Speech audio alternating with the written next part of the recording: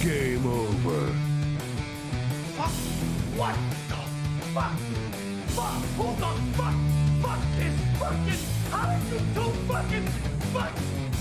Fuck! Game over. Game over, man. Game over.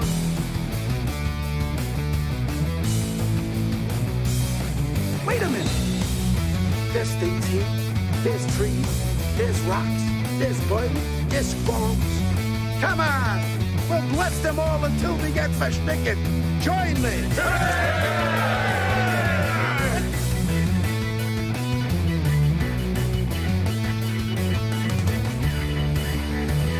Like a midget at a urinal, I was going to have to stay on my toes.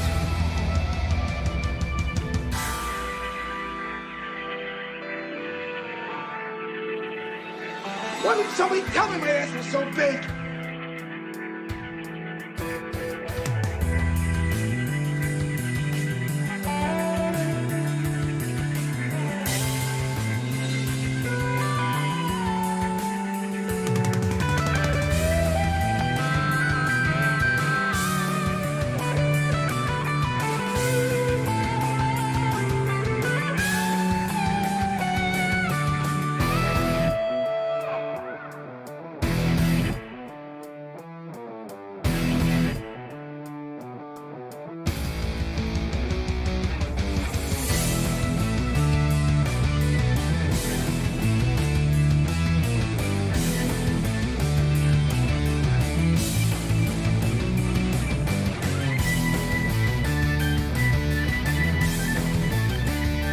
Johnny, what do you know about illegal narcotics?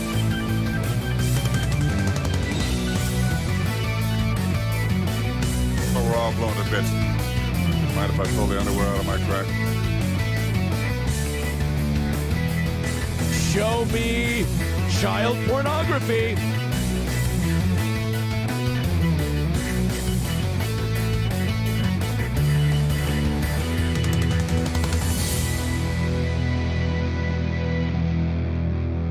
Fuck you! I hope your whole family has a nice Christmas! Welcome, everyone. Ooh, that's a little high. Let's bring that down just a bit. All right, here we go. Welcome to the show. Let's flip the screen over. There we go. Oh, boy.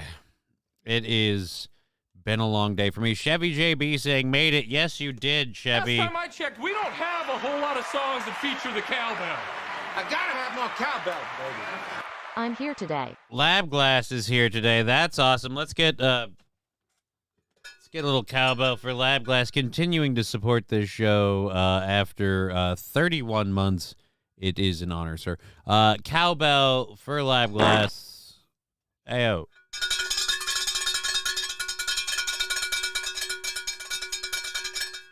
Almost 3 years. Crazy. Blink of an eye. Like he was there and then he. All right, so we're very, very honored by that. That's super awesome. We had $10 from yesterday's Twitch stuff, so our goal is now at $40 for March 18th. And looking at the budget thing, maybe we should have rolled it back further. Oh well. How big is Aaron's penis? Says Trucker 18-wheeler. I don't know. I've never seen it. I've never felt it, so I wouldn't know. I'm fortunate enough to be one of the men he doesn't fuck. God's only man spared by the loaf piggy.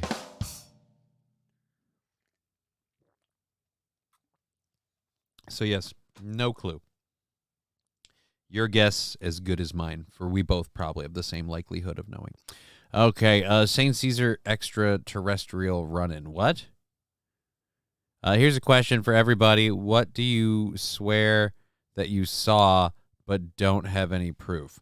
Oh, Michelle Obama's penis. I don't know. I guess I don't have anything. I'm not going to come out here like, no, dude, I swear I saw this, but I don't have any proof. I saw China's cock. The wrestler China. I saw her cock. I know people say she doesn't have one, but I saw it. It was It was massive. It was a massive dong. Yeah, I have no idea. Rumor has it the size of Johnny's folded in half, but I'm not gay, so I don't need confirmation.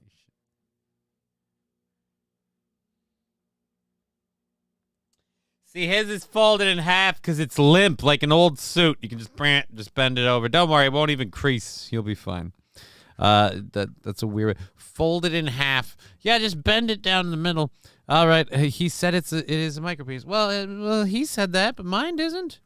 So that makes mine what? Slightly macro penis? That's not fair. I would like to be a little bit better on the line than that, man. That's not cool. All right, we have a show to do. So we have 3.5 hours of content loaded up for you guys on Twitch, YouTube, and Rumble. So thank you for being here on all 3 channels.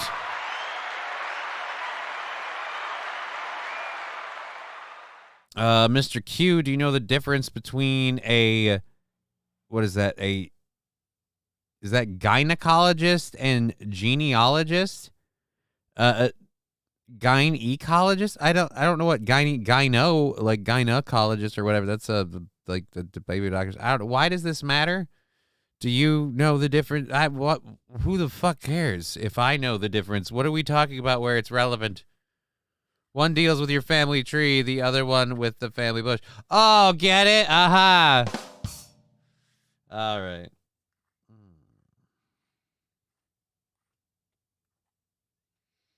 All right. So let's load up our stories. We have a lot to do. With a pet store next to a restaurant went out of stock. What?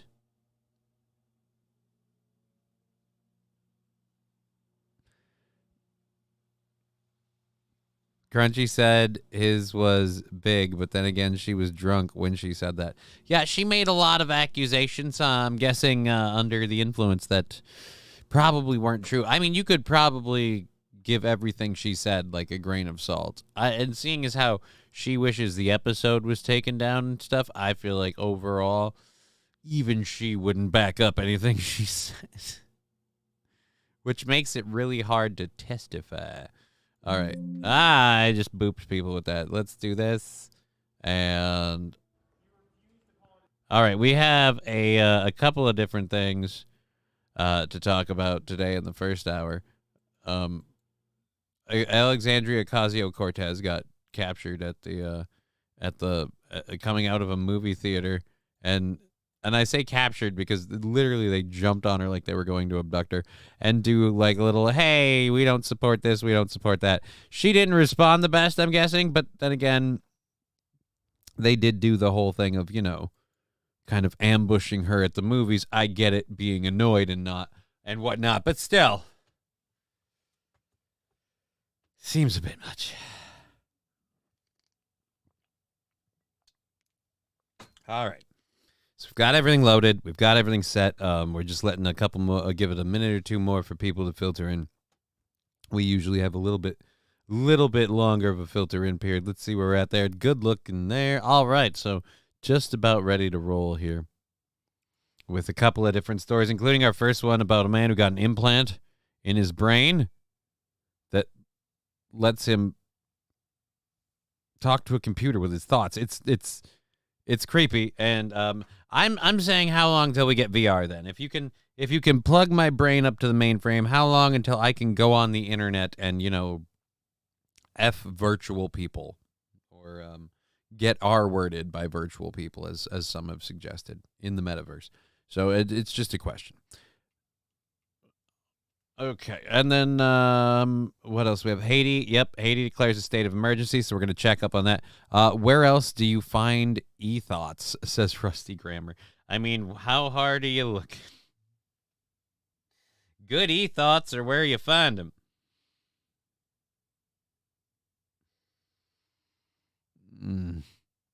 So it's an inevitability, says Fanatical Bucks fan. It might be an inevitability, but it's also creepy. Like, don't get me wrong, the possibility and the possibilities contained within are awesome. But the actual act of it, like plugging a person up to a computer, I don't want to be that guinea pig, do you? Saint Aren saying, I'll take a chip if it made everything in the real world look like a video game. That seems a little dangerous. What happened to Johnny? His mind was raped over and over. Yeah, on this show. I mean, every time I take a stand or a viewpoint, I get raped. Every time I say I have a thought about something, I get raped, man. It's just raping all the time. I don't know how I'm going to survive. I have no idea how I'm going to survive this terrible ordeal. So yeah, if I went on the internet, it'd just be more of the norm. I'm apparently Crunchy's spirit animal. Should I be concerned for my safety and well-being? How do you know this? How do you know you're Crunchy's spirit animal? Did Crunchy do a show somewhere else or an interview? I need some info. I need clips. I need details.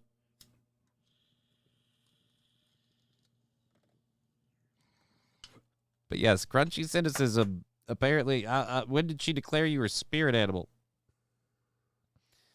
Alrighty. Gives new meaning to Jedi mind trick. Okay. Accept the hard affection. You know what? That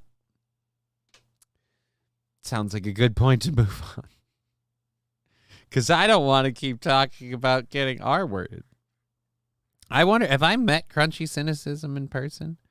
Like, it sounds like she's hung out with Aaron and April at public events. I've been at more than one of those, so I'm wondering if I've actually met. Some thoughts should just stay thoughts because it could get people in trouble. Right, that's why I watch what I say on here and why every once in a while I do that and I wipe the chat. Not because this time there was any reason to, but just because, again, some thoughts can get people in trouble, and I'd rather your thoughts don't get me in trouble. You know what I mean? Even if it's not a possibility, I just don't want to take the risk. I'm sure you have met her at events. All right, so I've probably met her. All right. It was mentioned in a chat a year or so ago. Hopefully she was 1/3 into the... I'm just glad if I met this person, I apparently did not make enough of an impression for a infatuation or hatred of. I didn't... no matter what, if I met her, I was middle of the river enough that, you know, didn't think about me at all at any point. Great. That's awesome. I'm good. Good. I really don't need that smoke, you know, like, oh, and I have this person, I have that person, and I have Johnny. Like, oh, I will say, even for her, she probably in her state had to know that wouldn't look good on you. Like, yeah, I just passed myself around like a steel toe horn. So, of course, she's not going to do anything with me. And, like I said, really glad that the accusation wasn't out there, because then I'd have to do the really hard job of disproving it, because everyone would totally believe that oh, shit, I have my audio down. I'm a horrible person. Thank you, LabGlass. LabGlass now 300 bits, I think, to get me to quit being a dick. I don't know. But thank you for the 300 bits, LabGlass. So it's again, I hope she's doing okay. Apparently a little embarrassed at what happened. So you know, is what it is. Either way, I'm sure we'll all be fine. Anyhow, we are about halfway to a sticker party, so if that kicks off, the little thing up there will be over there. Just go nuts and throw stickers at the screen. But before we do any of that, we'll get our first hour stuff out of the way, including, again, this first one about a person having a brain implant to help them through a bunch of their personal difficulties.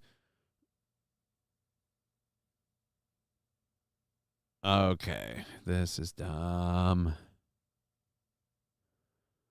I hate Old Spice commercials. Okay.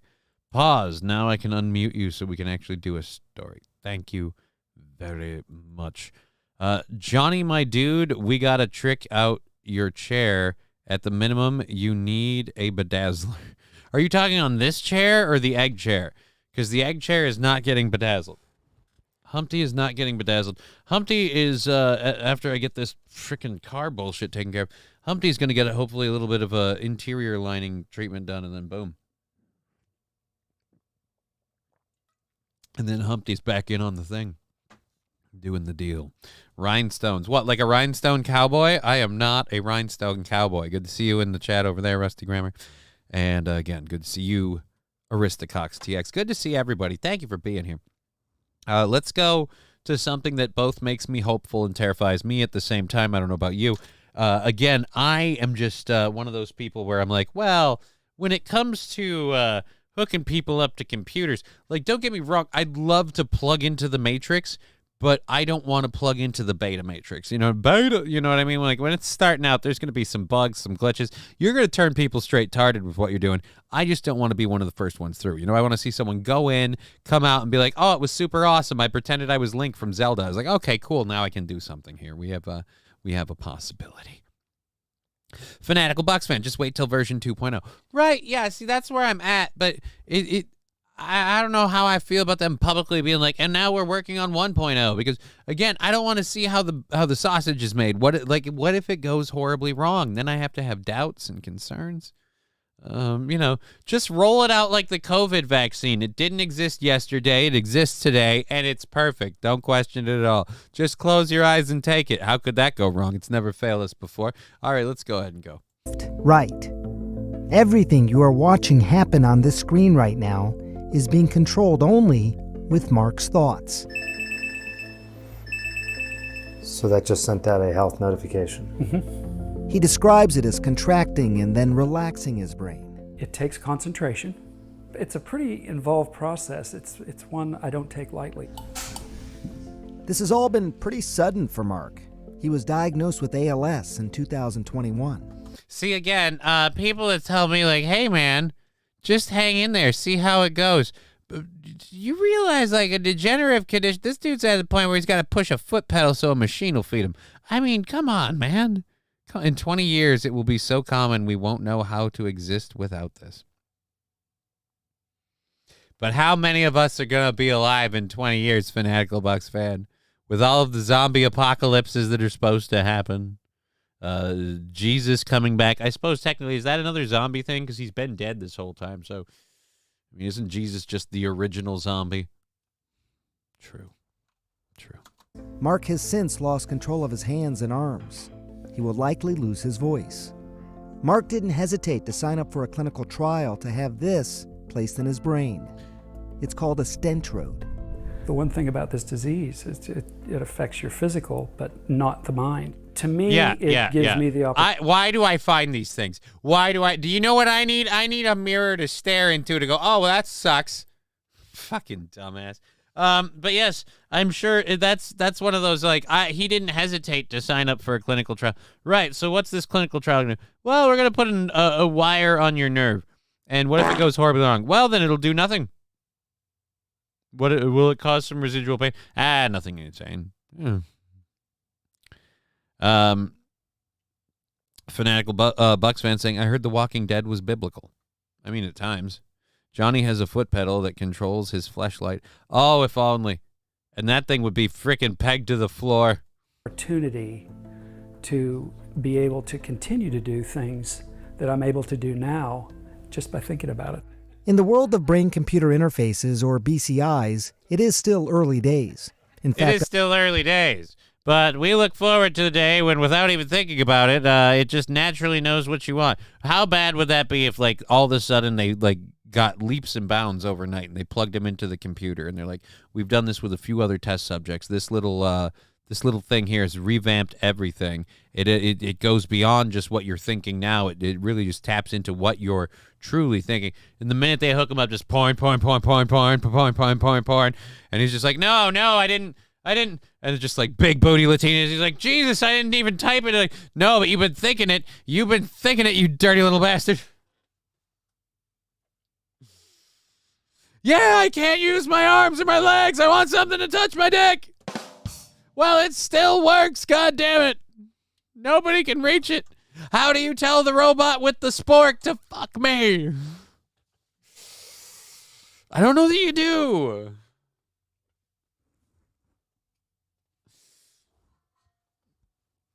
BCI, Black Cock Intelligence. I have no idea what that's about. I have no idea what you're talking about there. I must have missed the BCI thing. All right. He's playing with a dog, or more should I say he's a throw pillow while the dog runs on the couch. Up until recently, it's mostly led to monkeys being able to play Pong. But Synchron. It's mostly led to monkeys being able to play Pong. Well, then what was he sucking on? So the monkey plays Pong with his brain. What's he doing with the phallus in his mouth? Because I don't know if you know this or not, but that monkey was sucking. Was one of the first companies in the world to get FDA approval for human trials. Yay! And Mark is one of those first humans. That's awesome. Yeah. It's all the brainchild of this man, Dr. Tom Oxley. Text messaging is a really critical element of how we communicate with our family and friends now. So that's usually what people mostly want back. So then that will text the caregiver. So you just sent a text? I did. That's pretty cool. Pretty simple. Yeah, pretty cool. Dr. Oxley is a neurologist who first... Pretty simple. Pretty cool. I can't move my body, but I told this 17-year-old I was a hot-ass Filipino chick. I got him to send me some dick pics. Now I'm blackmailing him for his life savings. I'm putting my kids through college with this thing. It's amazing. Oh, God. Bet it could kick your ass in Pong. Oh, what, the monkey? Oh, if you fought a monkey in Pong, you'd be thumbing your ass for sure. Look, I don't think I want to fight a monkey in Pong. You know what? I want to fight a monkey in what's the barrels one that you jump? I was gonna say Chutes and Ladders. Donkey Kong. There we go. I want to fight him in Donkey Kong. Okay. Monkey plays Pong. What's their reaction to Donkey Kong? Oh, Saint Ren even saying, what's their reaction to Donkey Kong? I feel like they'd be more interested in Donkey Kong just because they want to beat the big bad donkey big bad gorilla at the top of the thing. Show them they're the alpha monkey. Okay, so back to what won't totally eventually lead to Grandpa, why do you keep sexing me? Because it reads my thoughts. First started thinking about the possibility of brain implants while in his native Australia. For people who have got paralysis or motor impairment, but they have that part of the brain still working, then if you can put a device in, get the information, get it out of the brain, then you can turn what previously was a signal controlling your body into a signal that controls a digital device. The Stentrode is the device. Right, but then what does this lead to eventually? Like, so honestly, this is my question. At what point can we just say, remove your brain and keep it alive as an organ? Like, keep it alive with, like, nutrient, like, drips and feeds and things, and then just fucking have a machine do the rest. Apes have always been good at Pong. Remember that? Oh, yes, that one magical monkey that dominated the world of ping pong. So, yeah. All right, let's go and talk more about this Stentrode or whatever. You know what he yells the most? Oh yes. As soon as they hooked him up to the computer, literally they just heard a voice in the computer screaming, "Show me child pornography." It's just, again, I don't know why that would be your go-to. That is a scary, scary admission. Device that Oxley and his team at Synchron created. It's a cage of thin wired mesh with electrode sensors that can detect electrical brain activity, translate that activity, and then transmit it to devices such as a phone or a computer. It's amazing. That's all I can say. And just like a stent, it doesn't require open brain surgery. Instead, it's able to travel through the body's natural network of veins and sit in a major vein right in the middle of the brain. This is the actual deployment now. I even tried my own hand at implanting one. So wait a minute, you just let some random CNN doctor guy put a stent in like some human brain? If this isn't a real brain, it doesn't count. Like, I even tried my own hand one. You better have suited and booted somebody to this thing.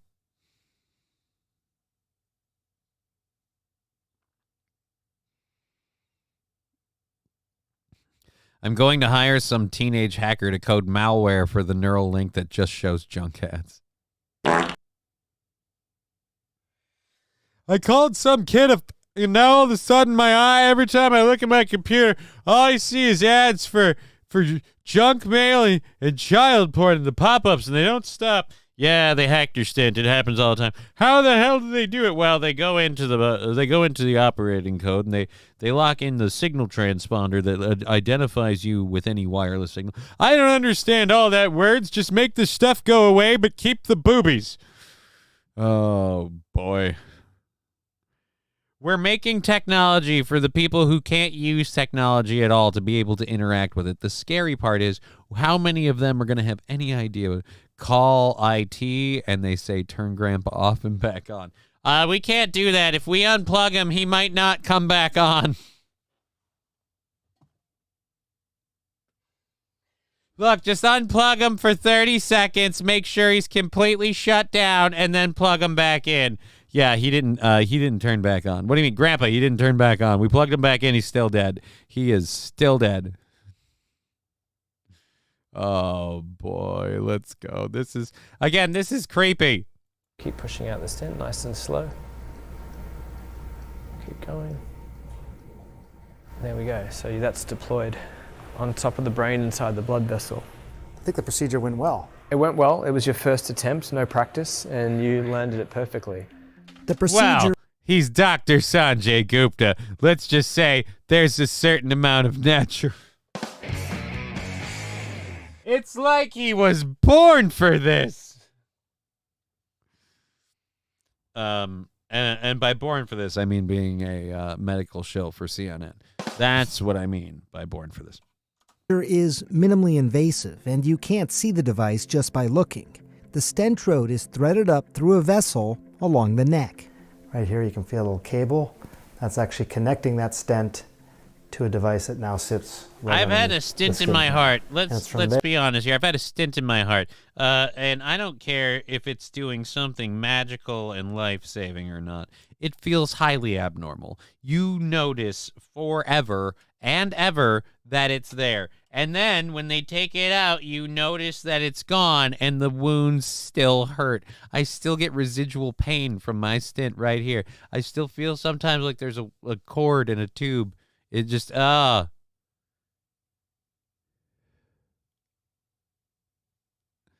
Did you blow into the slot? No, not on Grandpa. Are you kidding me? You want me to have mouth-to-dick contact with that man? No, thank you. Christmas was once only. There, that the signals are sent out that can help him control these devices in his environment. Our brains have billions of neurons firing electrical impulses that control our movements. Everything from shaking... Wait a minute, I thought you said he lost control of his arms and legs. I see a man completely able to use his legs. Are his arms kind of, fucking worthless limp noodles? Yes, but the legs seem to be relatively capable. And where did he go? Where is Standin' Dan? Hands to taking a step. Each and every one of those actions is associated with a specific electrical signature. The stentrode, which again sits right here around that area of the brain responsible for movement, talking about all learns to recognize those specific electrical patterns and essentially creates your own personalized dictionary of movement. What can it be? I'm gonna hack the fuck out of it. Dude, if you're telling me you could plug me into my computer and I don't have to push any buttons, I want that I want that for a gaming edge. You're going to see so many gamers be like, no, I have ALS, man. You got to plug me into my computer. I got to go straight Neuralink. This is an expensive medical procedure for people in need. I'm in need of dominating that scoreboard. Now plug me in. COD is on. Oh.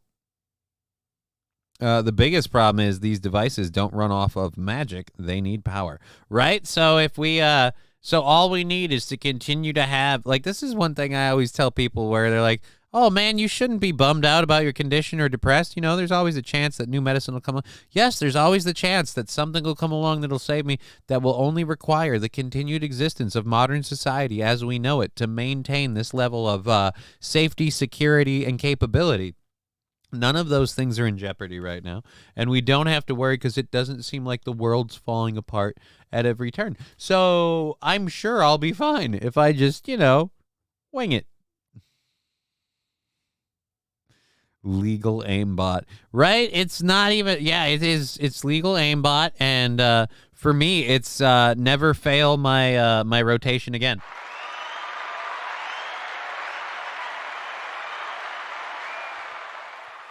Hello, Max DPS. Boop, boop, boop, boop, boop, boop, boop, boop. I drink your milkshake. All right, go. BCI not do. One myth for BCI is that it can read your thoughts. I mean, there's 80 billion neurons in the brain, and you'd have to be watching all of them to have some sense of the complexity that's going on inside the brain. BCIs just take a snapshot. A snapshot. All right, so you're saying you're getting like again, like little bit of porn. What's 2 + 2? Little bit of porn. Remember Tiffany's birthday's Saturday. Little bit of porn. Of particular domains of function. And so what we're looking at on Mark's angiogram here, this is the actual stentrode. Dr. Raul Noguera implanted the stentrode into Mark's brain. If you really want to cure a problem like paralysis, you really need to specifically read the signals from your motor cortex, from the center of movement in the brain. Previous generation BC. So my question is, can we put these into people that make the rest of them move too? Like, like now we can hook that signal not just up to a device, but say something in your ass that gets the rest of it to move. Afternoon, Johnny. This bong rip, if for you. Well, thank you, Pizza Roll 666. That's super awesome. BCIs tried to measure brain activity from outside the skull, but newer generation BCIs, including the one from Elon Musk's Neuralink, attempt to sit right on top of the brain. The stentrode is sort of in between. I like to make this comparison of going to a concert or a symphony. Listen to the brain outside of the skull or concert hall, and the music sounds garbled, difficult. I don't think I want to do this. Do we want to do this? I mean, Jesus Christ, the music sounds... Yeah, I'm sure this guy's thoughts are a symphony. To hear. If you're too close, you only hear one instrument. But by sitting in the center of the brain, like the stentrode does, you can hear the entire symphony. All right, so you were saying that there would be no way to get all of these images and capture all of this to read their thoughts because it's the whole brain. You'd have to be all over. Okay, but apparently, according to you, your little stentrode sits perfectly to get the whole picture. So do you get the whole picture or not? Again, is this thing going to know what I want to look for porn? Is it going to be able to understand what a subliminal need and thought are versus, like, say, an active thought? Because I don't need to turn on a computer or something and then boom, there it is. I have a child. I got to be careful. I have a kid. Look, we got to think about the little people. Clearly. My hope is that in the next 5 to 10 years, you're gonna see this in the patient setting. It's a hope for patients of the future and a chance for Mark to continue living a full life now. 10 out of 10. Woo-hoo. Nice. Ready for a tournament. Oh, he's ready to take on Donkey Kong. All right. Well, there it is. So that's, hey guys, we found ways to start hooking people up to computers. They can send text messages and play Pong. Sky's the limit. St. Caesar. Big titted MILFs, big titted MILFs, big titted MILFs. I swear, I typed, why is this shit on the screen?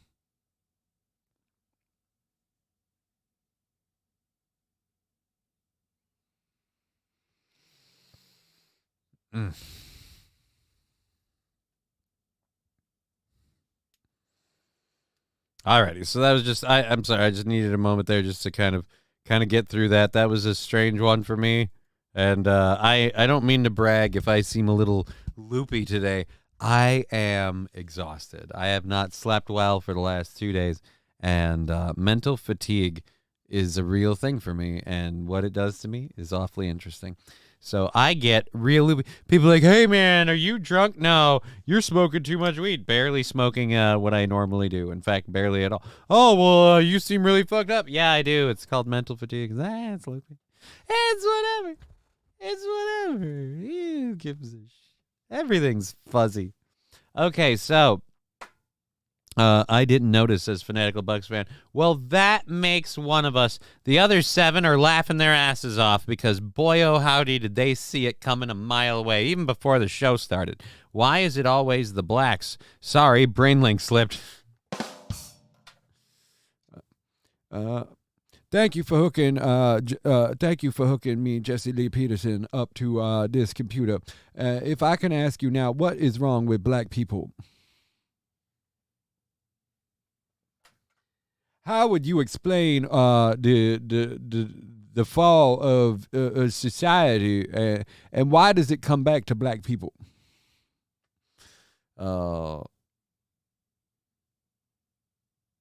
Have you tried masturbating? Get that post-nut clarity. Van Drexel, I don't know about you, but I'm doing a show right now, and if I'm incredibly sleepy, post-nut clarity is, and time for a nap. And now time to night-night. So, St. Caesar, you was more coherent than Aaron this morning. No, I had, I forgot what a prostate was, and I had some other issue. I had a couple of places where I literally had a thought, and my brain shut off for a second and turned back on, and I went, where are we going? I know where I came from, but where are we going? And we don't remember. Oh, boy. So, yeah, it was not awesome. It was not awesome. Is it Pornhub compatible? St. Aaron, that's what I'm saying. It better be, because it's going to have to be, because obviously people. You know what I mean? Like, just like, oh, I can't touch a woman, but if I could at least watch a lady sit on a dude's face and take a shit. Oh, I wanna watch you sit on top of Brock Lesnar and open your ass cheeks and unload both barrels into his waiting eyes. Like, yeah, I just feel like, yeah, that's where you're gonna go. You will need to jailbreak your neural link, and then you'll need to get the orderly to, again, twist the spoon holding device just a little so it can hold a dick.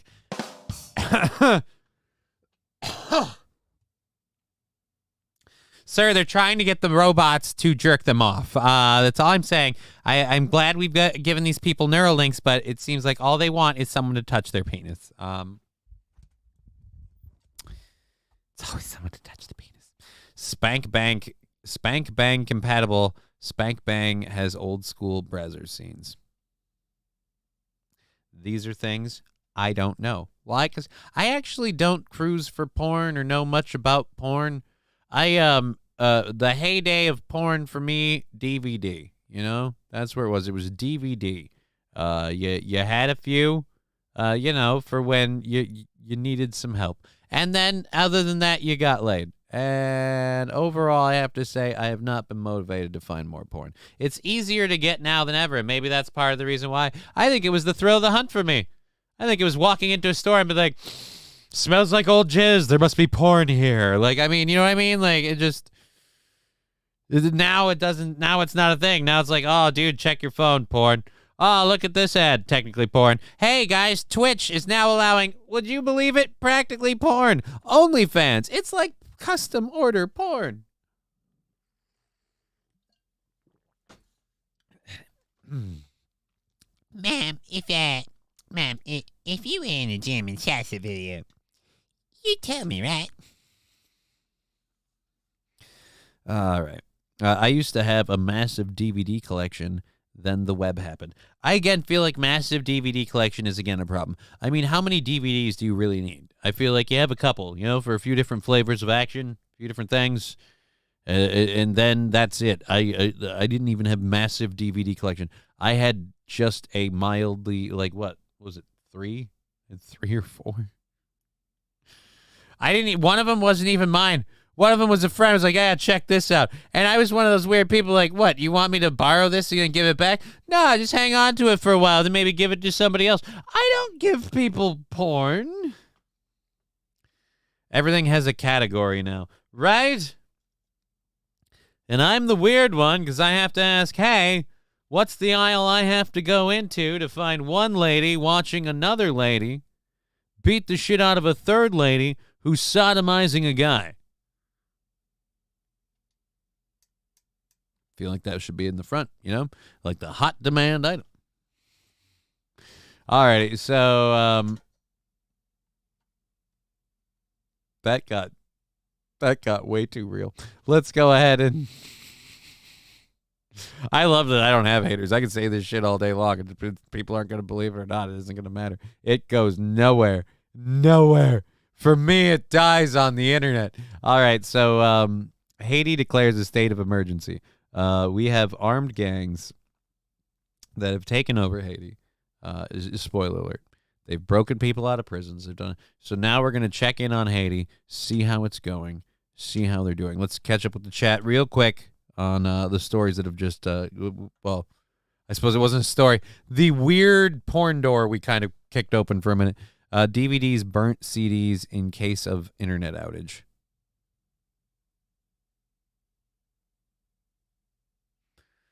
In case of internet outage.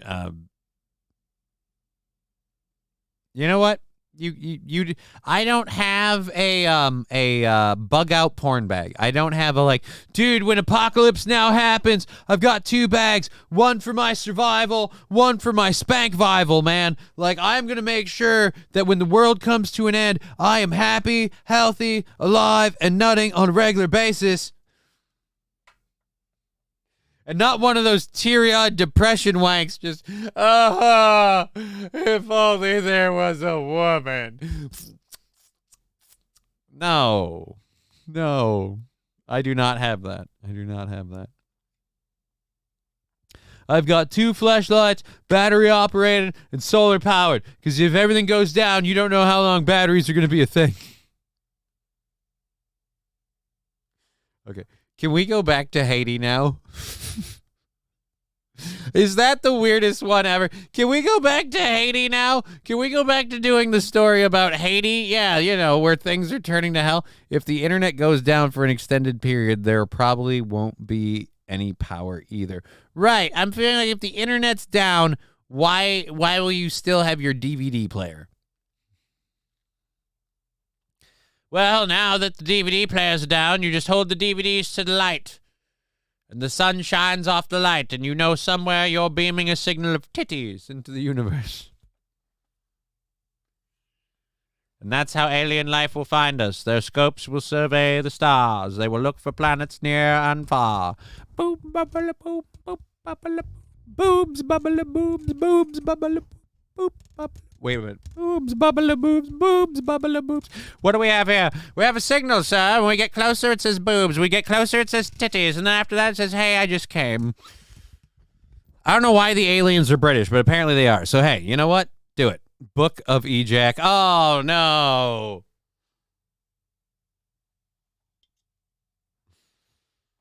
Oh.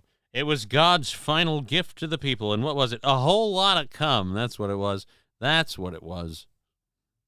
And the world cried out in one giant voice. Oh. All right. Anyways, you know what? This has gotten really, really weird. Can we again, like I said before, let's go back to Haiti. Unrest in Haiti as the country declares a state of emergency. Several airlines, including American, JetBlue, have canceled flights to Haiti both today and tomorrow. Yeah, Haiti's government saying that 2 prisons were overrun by gang members over the weekend. Nearly 4,000 inmates are believed to have escaped. NBC6's Amanda Placencia is live tonight with local reaction. Amanda. Oh boy. Yes, Trina, and after. How excited are you to be broadcasting live in Haiti? I mean, someone who clearly looks like a national, Haitian, like a nationally born Haitian.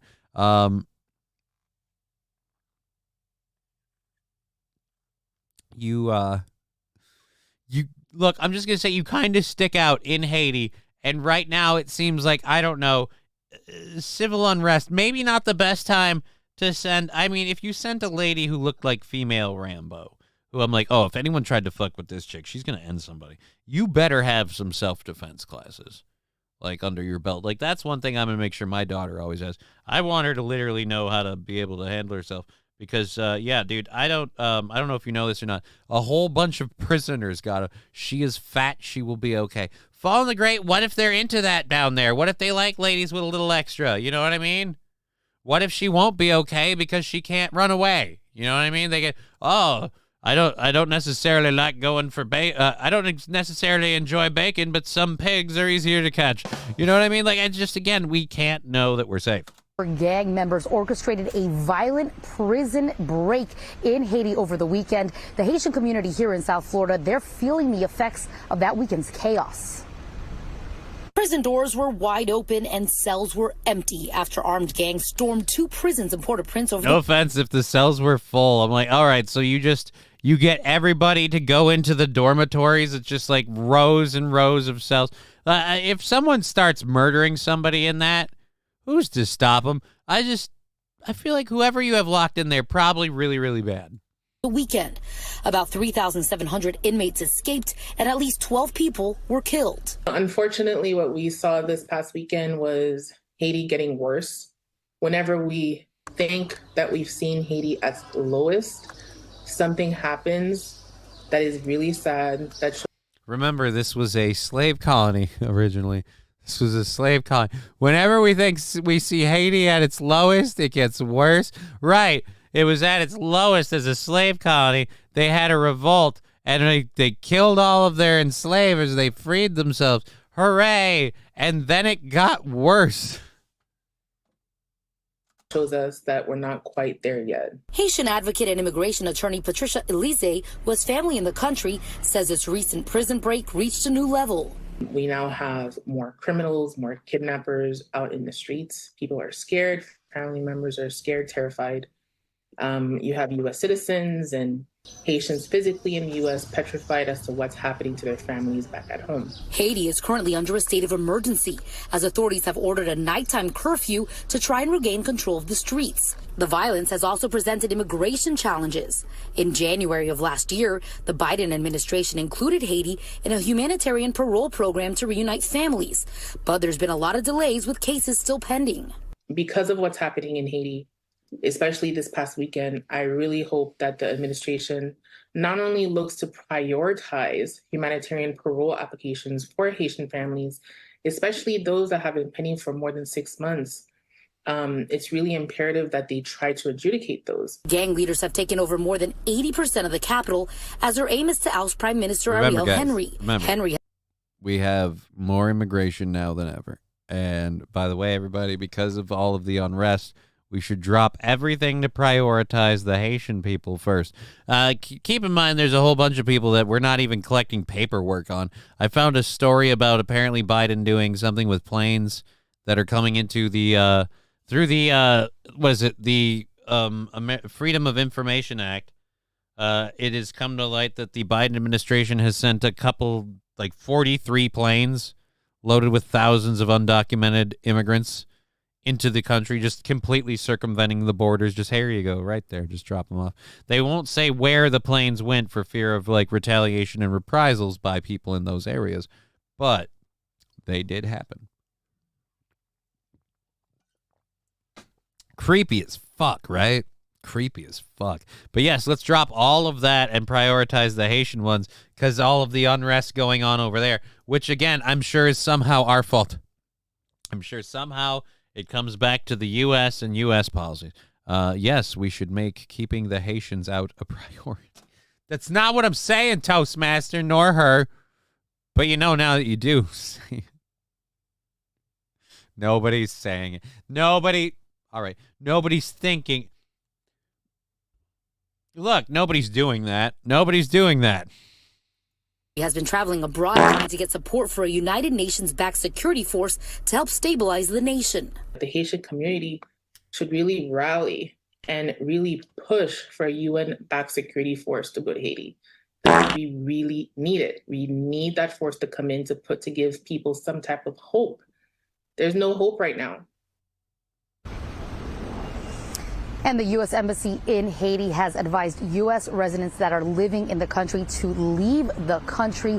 Haiti is also under a level 4 travel advisory. That is a do not travel advisory due to kidnappings.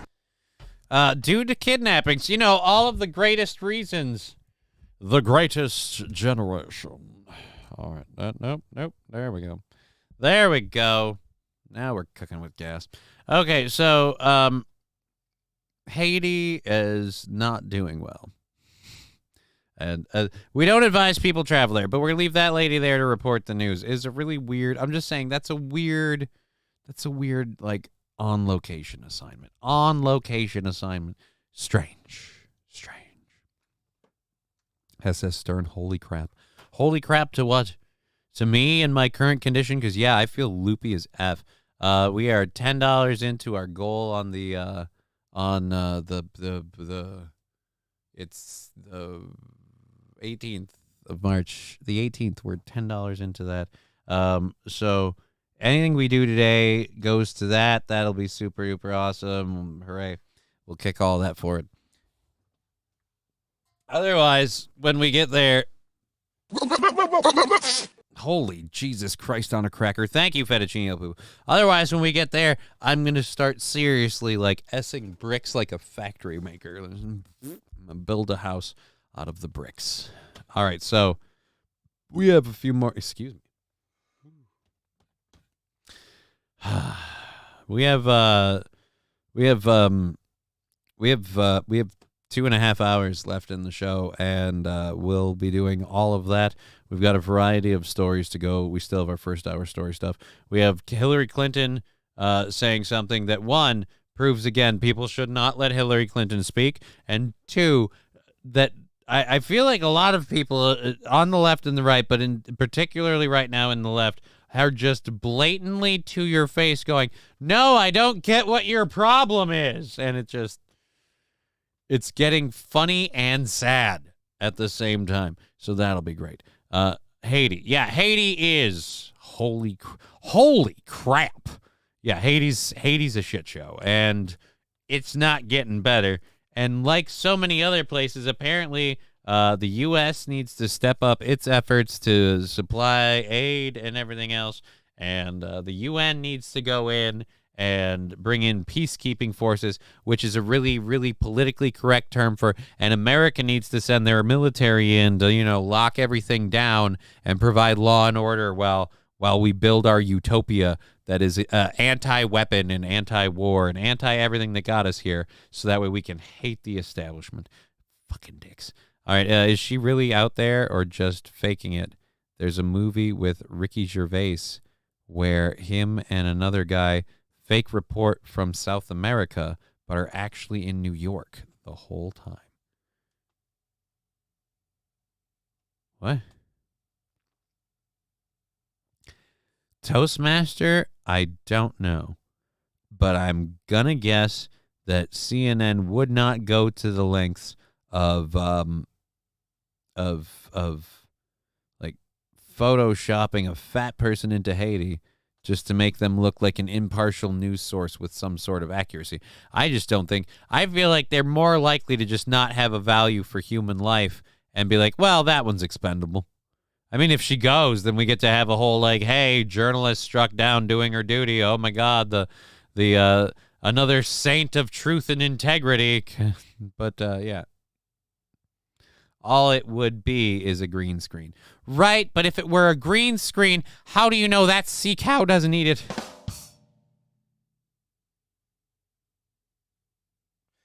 Saying if it were a green screen, she'd be chewing on it when we came. And now back, no, it's not really grass. Stop it. Ironic, you can't stop eating the green screen, but you get to the fucking lunch bed, and you get down to the cafeteria, and you avoid the salad bar like it's a fucking plague. All right. Family Guy, Godzilla attacking Haiti. You know what? Fuck it. I'm in a weird loopy mood. Let's see where this goes. Family Guy, Godzilla attacking Haiti. I'm probably going to get popped on YouTube. A monster, like when Godzilla attacked Haiti.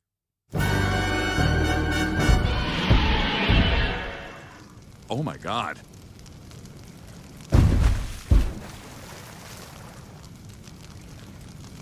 We'll give them. I mean, not bad. Not bad. It's all right. Watch me. I'm going to get popped on YouTube for that. It's the one thing. Aaron never plays clips like those because he's like, I don't want to get in trouble from this, that, and the other. And they really do get on your ass about that. And they get on mine too. But I just, I'm like, what are you going to do? Take away my shit? Take away my channel. Take away my whatever. And they don't. All right. It's weird that Haitian and Dominican Republic are the same island with vastly different things going on. So wait a minute, Haiti and the Dominican Republic are the same island? I thought they were separate islands. They're the same island? Oh, fuck. I'm thinking of Puerto Rico. Fuck me. They share an island. Yeah, I had my geography. Fuck off. Yeah, my geography said fuck off, and that's where it was. All right, so enough of my stupid bullshit. We're done with the first hour. We haven't finished our first hour stories. We have stuff that we're actually going to talk about. We have people here. I've got to keep myself from being foggy long enough to get through all this. And then when this stuff is over, maybe I should just go to sleep. Well, I mean, it's not like I haven't tried. Okay, so let's go over to this story. There is a story that's on the New York Post right now. I don't have a actual news story of this because again it's 3 hours old, maybe a little older. This is out of Michigan, so let's go to this. And how's we doing in Michigan? 19-year-old killed in massive industrial fire in Michigan. If you didn't understand what I said because my voice cracked it like a prepubescent tardo, I said a 19-year-old was killed in Michigan in an industrial fire. I don't know if they're going to get to it in the story, but a flying canister from a vape company is what injured the 19-year-old. How funny would it be if the 19-year-old was vaping when he got hit by a vape canister? But again, debris raining down from this industrial fire at a vape facility took out the life of a 19-year-old. So I guess it's big news. He'll play Eric Church songs all the time on YouTube. Yeah, he'll play the Eric Church songs. He doesn't show video and stuff. There's a couple of different things. The audio is a little bit easier to fake and get away from and whatever than video. Like they can block audio just straight out. But if there's video on there, then it's harder. No, stay awake, says the Beast of Boxco. Seems like every time I want to stay awake, I fall asleep. The problem I have is that I have very, very reasonable times that I try to sleep. There are we'll just say two sources of sleep disturbance in my life. Neither of them is me or my condition. So the sources are external, and I'm doing just about everything I can to minimize them. So, oh boy, I wish I could sleep. But like I said, it just means every once in a while, Johnny's going to see sparkly bubbles in the corner for a minute and be like, well, that was cool. And I apologize. Anyhow, we are going for another 2.5 hours. So let's get, again, back to this. Michigan fire. There's a building that went up in an industrial park. A vaping company had a industrial fire with explosion and debris raining down.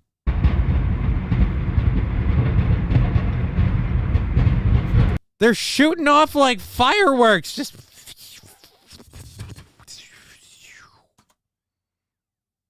Oh, God. I didn't want Super Tuesday. What? No. Fucking go away.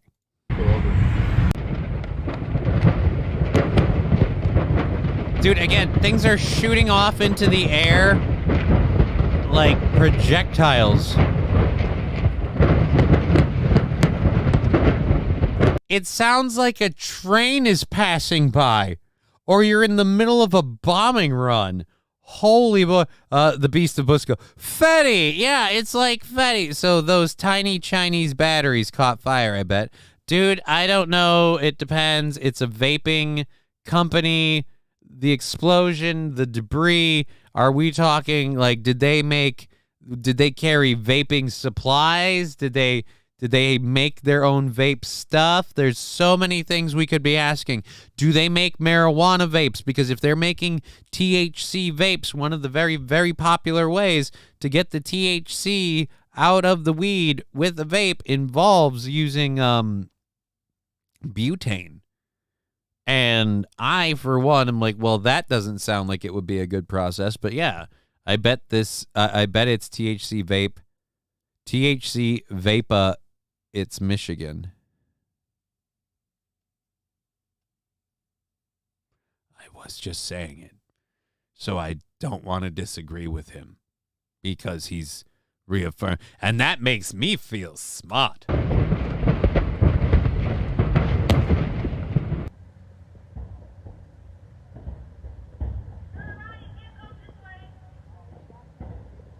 Why is he just holding his thumb out?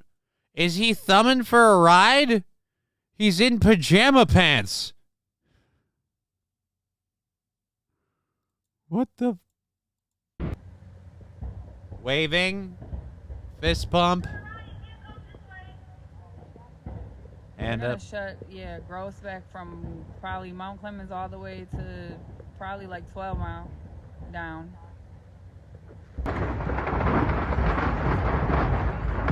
12 Mile. Does that mean it goes past 8 Mile? I'm a horrible person.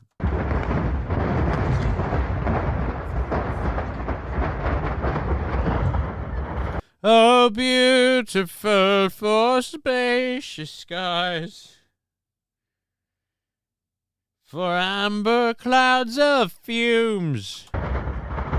That had to be one of the best smelling smoke clouds in the world. Like, I mean, it's a mix of all your favorite flavors. So it's like sometimes you get a huff of something nice. You're like, oh man, that's like campfire s'more. Oh, that's like purple berry. Oh. Did I do that?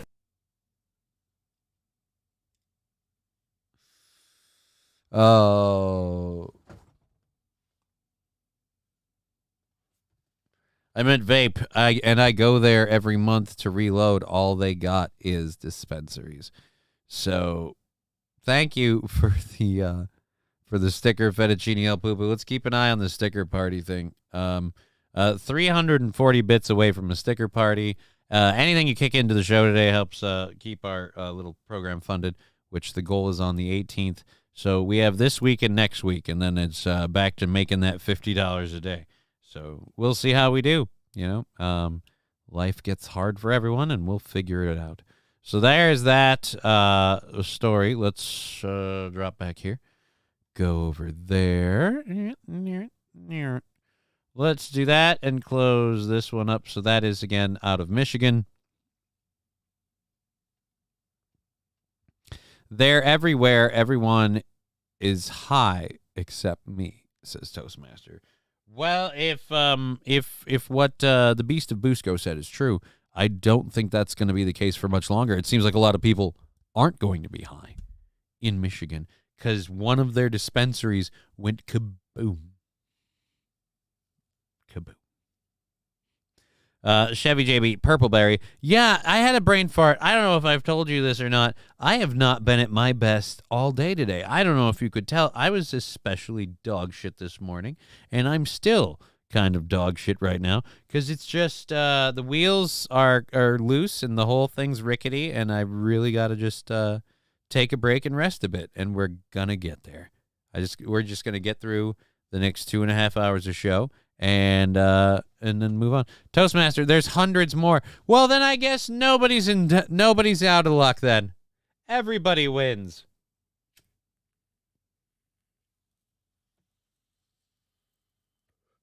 Especially the birds, because now they have a nicotine and a THC habit. They're practically people. Well, if they were in San Francisco, they'd be shitting on the sidewalk. That'd definitely help them count. Jokes. So, as I've said before, there's no really good side, in my opinion, on the Palestinian-Israel war thing. It just feels like if you go back a little bit further, they always did something else, and like, oh well, the Israelis have used way too much force. Well, the Hamas attacked them on October 7th. Yes, but the Israelis pushed them further and further, and that's why the attacks happened. Well, the Israelis have been pushing further and further because, again, hostilities have grown. But again, Fuck off. Yeah, exactly. It's a tit for tat thing, and who bothered? Why keep score? The point is, they both suck. So at any rate, in keeping tradition with that, someone who wants to defend one of the sides of this conflict is going to, again, be a total piece of human garbage, and they're going to jump out at Alexandria Ocasio-Cortez and start demanding answers from her about the Palestinian conflict and the war and all that shit.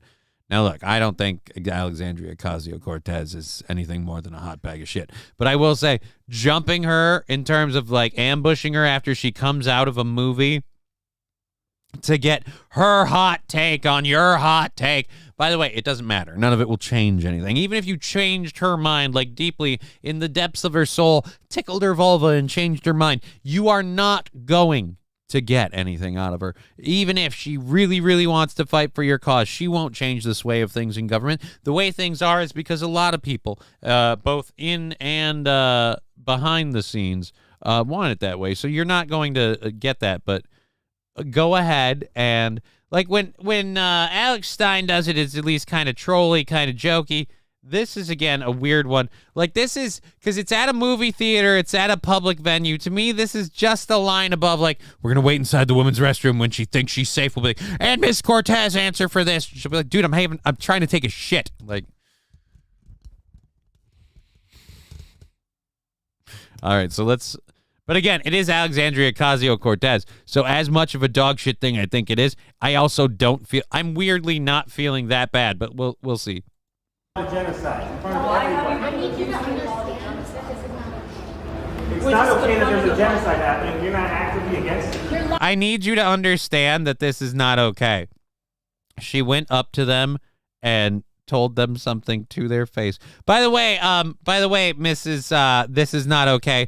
These are your people. By the way, these are your people. These are not the people that were going to rape you because Donald Trump and January 6th happened. No.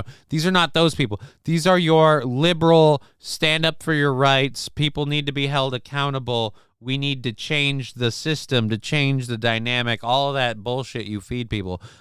Wear the masks so you protect everyone else. It's not just about you. You know, do what's right regardless of whether it costs you anything. Make sure everybody pays their fair share. You know, all that stuff you keep telling people but not really doing. He's one of the believers. So, it's really funny to see you go, I need you to understand that this is not okay, or this is not right. I need you to understand that this is not right, or this is not okay. Yeah, but he feels the same way about the thing. Again, these are your people. These are your people. These are you people you supported. And by the way, I thought you were pro-Hamas. Well, not Hamas. I thought you were pro-Palestine. It's not okay that there's a genocide happening. You're not actively against it. It's not okay that there's a genocide happening and you're not actively against it. Can every one of these people that's holding up their phone saying how they are against the genocide, can they pack up their shit and go over to Israel and start standing in front of the Palestinians and in front of and between the IDF and really being like, hell no, we won't go. You Jews gone too far. Now you go below. I don't know. I don't write. This is why I don't write chants, because I'm not the chant guy. Nobody's gonna rally around my wheelchairs. I push myself between the IDF and what would you do if you could take back all the days?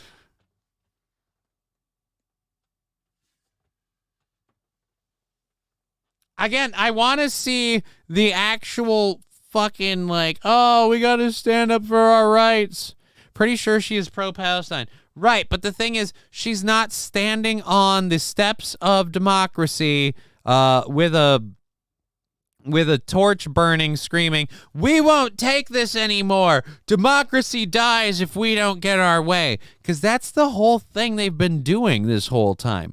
They've been pitching this, it's a fight to the death and we need our way or democracy is dead. And the right's doing it too.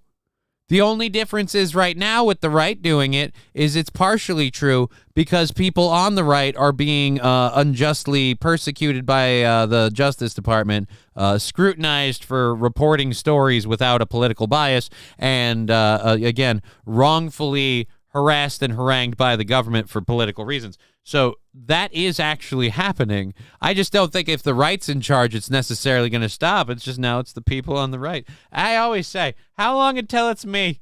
How long until it's old? I don't know if I trust either of you fucks, Johnny. Yeah, you know, they're going to come for you eventually.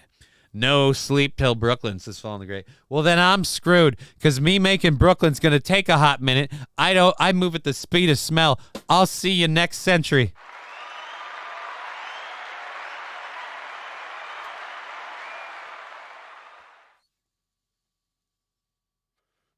This is a 4-minute and 30-second video, and the hot action happens in 10 seconds. What could we have left for the next 4 minutes? I'm lying. You're not. You went on TV and avoided talking about it. I'm a social justice warrior. I got the new iPhone with SJW. With the SJW app, it's so all of us social justice warriors can brandish our swords. Mine is the Google Pixel. I love my Google Pixel. I love it so much. Again, I use my sword for my social justice warrioring.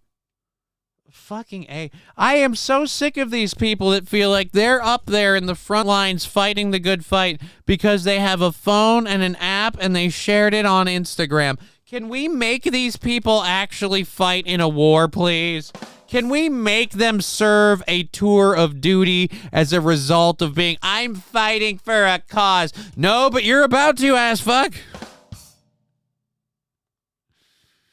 Oh, get a ride with the Imholtz. Get a ride where?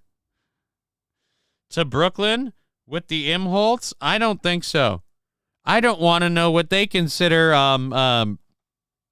I don't know what they consider road trip games, and I don't want to find out.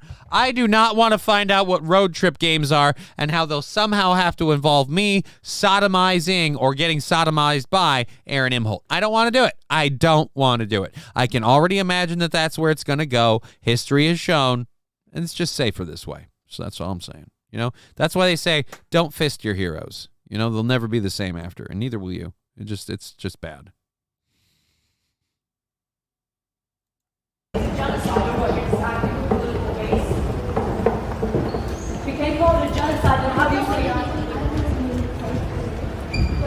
If you can't call it a genocide, I'd love to see these people. Oh, yeah, it's totally a genocide. I think everybody on both sides of that conflict need to die. And I think you ass fucks who are so invested in it and so passionate about it here while risking absolutely nothing.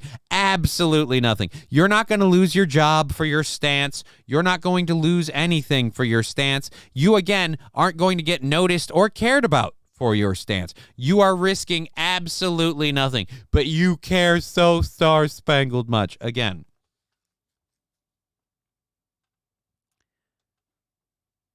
go there and do something about it. If you think what they're committing is a horrible atrocity and you're going to stand up as a social justice warrior, go take your phone to Israel. Go stand there with Gaza and be like, we're filming you, and I'm going to put it on TikTok, and everyone's going to think you're super stupid.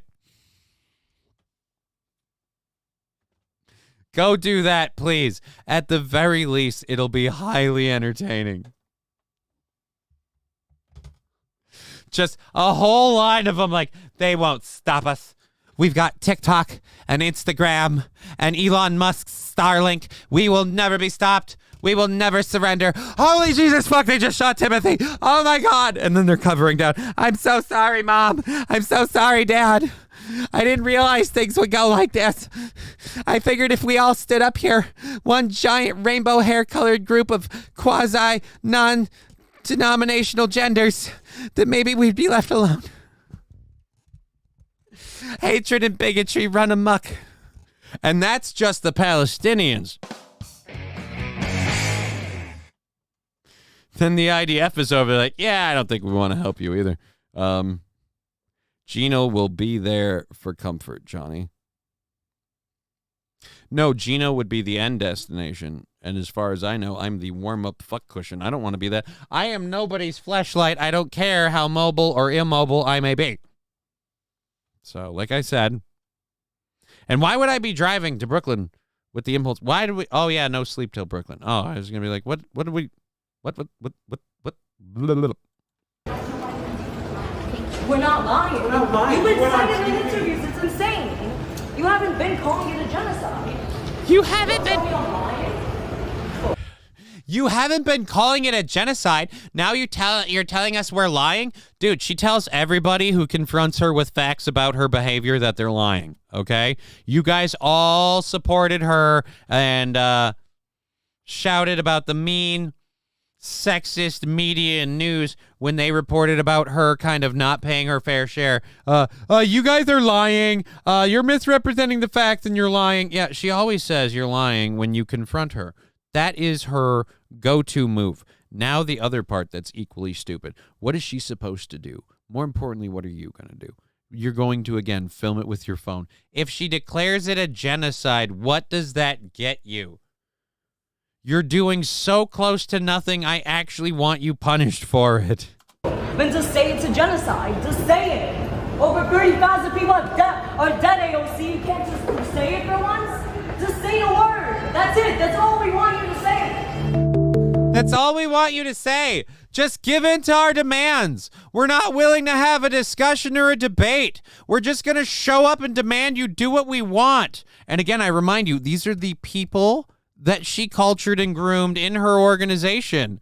And these kind of people then there's people like this that are in the Trump organization where it's, again, they're going to be like, no, we're not going to take this. We need to stop these people by any means. Like, again, they're going to go too far too. There's the extremes on both sides, I was telling somebody.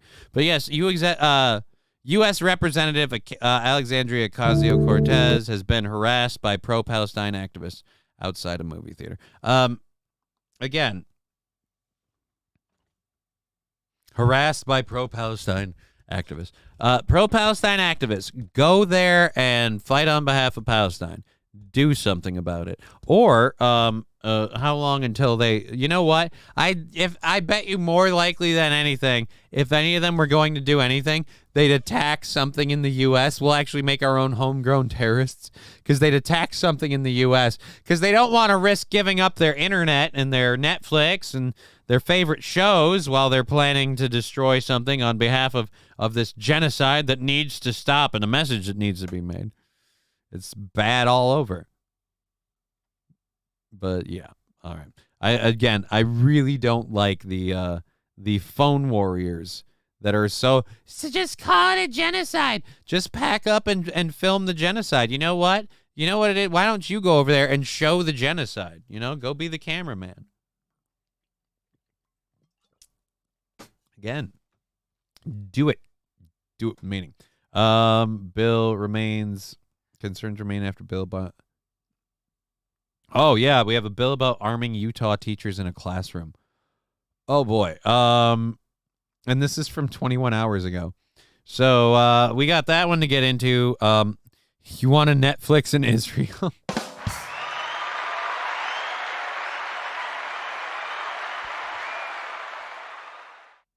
Hey, baby girl, do you want to come over to my house and, oh, shit.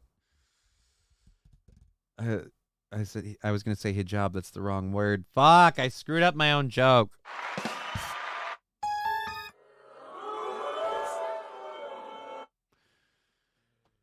Oh, fuck. Jihad. Thank you, Fanatical Bucks fan. There we go. Hey, baby girl, do you want to Netflix and come to my house? Or you want to come to my house and Netflix and jihad, baby girl?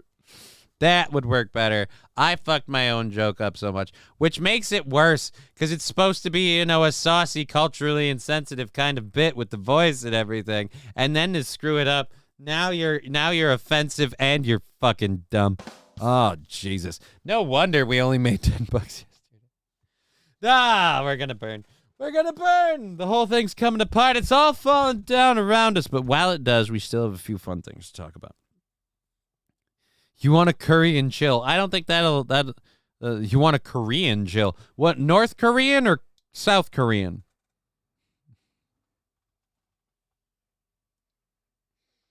Get in. Yeah, I know. You know what? Fuck it. We're not doing a hype train anyway, and I am already completely loopy. Why don't we make it worse? We've got 2 hours left in the program. Let's get to our next story, which is concerns remain after a bill allows arming Utah teachers in the classroom. You want a Korean show? That deserves to be a meme, right? You want a Netflix and jihad baby girl? Like, I feel like that's going to be the thing in terms of...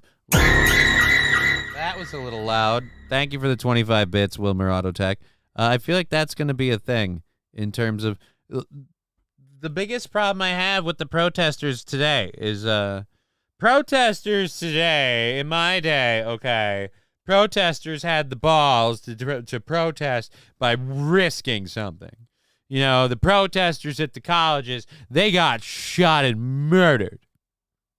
Protesters today want to glue their hand to a road and make change happen. Like, again, I would really like to see these people actually go defend the place that's suffering from a genocide. I feel like it's really easy for them to chalk that up to a victory. We chased Alexandria Ocasio-Cortez out of a movie theater in a mall, and we looked like an angry mob, but we all posted it on Facebook and felt super special. Again, do something and risk something. That's all I'm saying. All I'm saying. But let's go ahead and go to this. We have... all right, I am really losing it. We have 2 hours left in the program, and now apparently Gillian Anderson to explain a new law in Utah that is allowing students to be armed in the classroom, and I guess armed and trained how to... I don't know how I feel about this, but let's see how it plays out. A measure bill sponsors propose to increase the safety of students in school, being met by opposition today. Gun violence is not solved by more guns. I would not trust a classroom teacher with lethal force where my child was concerned. What if your child is the reason we need lethal force? No offense, Grandpa, but if your kid is still in school, probably a dud. I'm guessing what? He's on year 37, 40. Hey, you know, some people have to take 12th grade 72 times.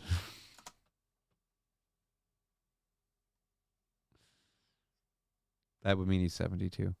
You really suck at this. Ouch. No, that wouldn't mean he's 72.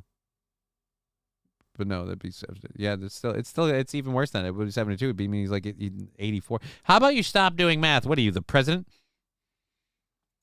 Putting more guns in schools for safety's sake is ludicrous.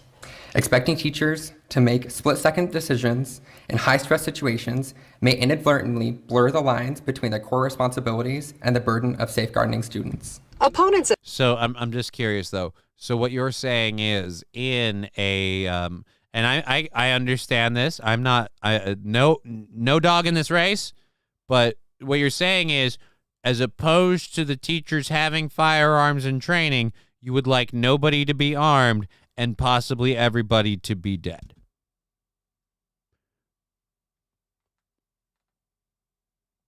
So you're just saying the solution is not more guns. What solutions are you proposing? Of House Bill 119 speak out this Monday at the state capitol on what they say are the dangers of the proposed. Holy shit, did you record this in a fucking coffee cup? What the hell? When I was at the Capitol, I learned one time that if you talk into this little bucket, it has a nice little echo. It would be really interesting to find out what happened at the Capitol regarding this law. We spoke to Snoopy's parents who said, blah, blah, blah, blah, blah, blah. By the way, it's Charlie Brown. You are still way off, man. Jesus Christ. Proposed legislation I need to go arm punch more myself. teachers at school. This bill was rushed through the process at the end of the session with barely any discussion. But gun rights advocate Clark Oposian says bill sponsors have worked on this the past 2+ years, and he says only enhances the status quo. This is a logical next step to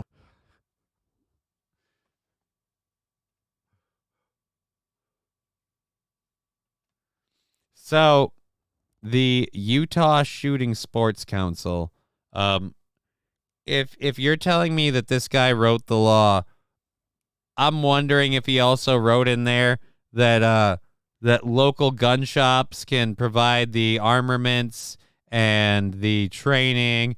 I'm just wondering. No offense, Clark, but I'm looking at the wall and the price tags and the guns, and I'm thinking, did you wet your beak along the way? Like a good old capitalist. what we already have. Because if you have a Utah concealed carry permit, you can already carry in schools. But what this does is if you have a Utah concealed carry permit, you can already carry in schools. Okay, let's talk about how, one, that's a little weird. That's a little weird for one reason that I'm very concerned about. So what if a crazy nutbag gets a concealed carry permit and decides to bring his gun into school and start unloading on people? It just seems... And two, if people are already armed in the schools, then why do we need to arm the teachers? It's really scary how you sold that as a positive. Because if you have a Utah concealed carry permit, you can already carry in schools.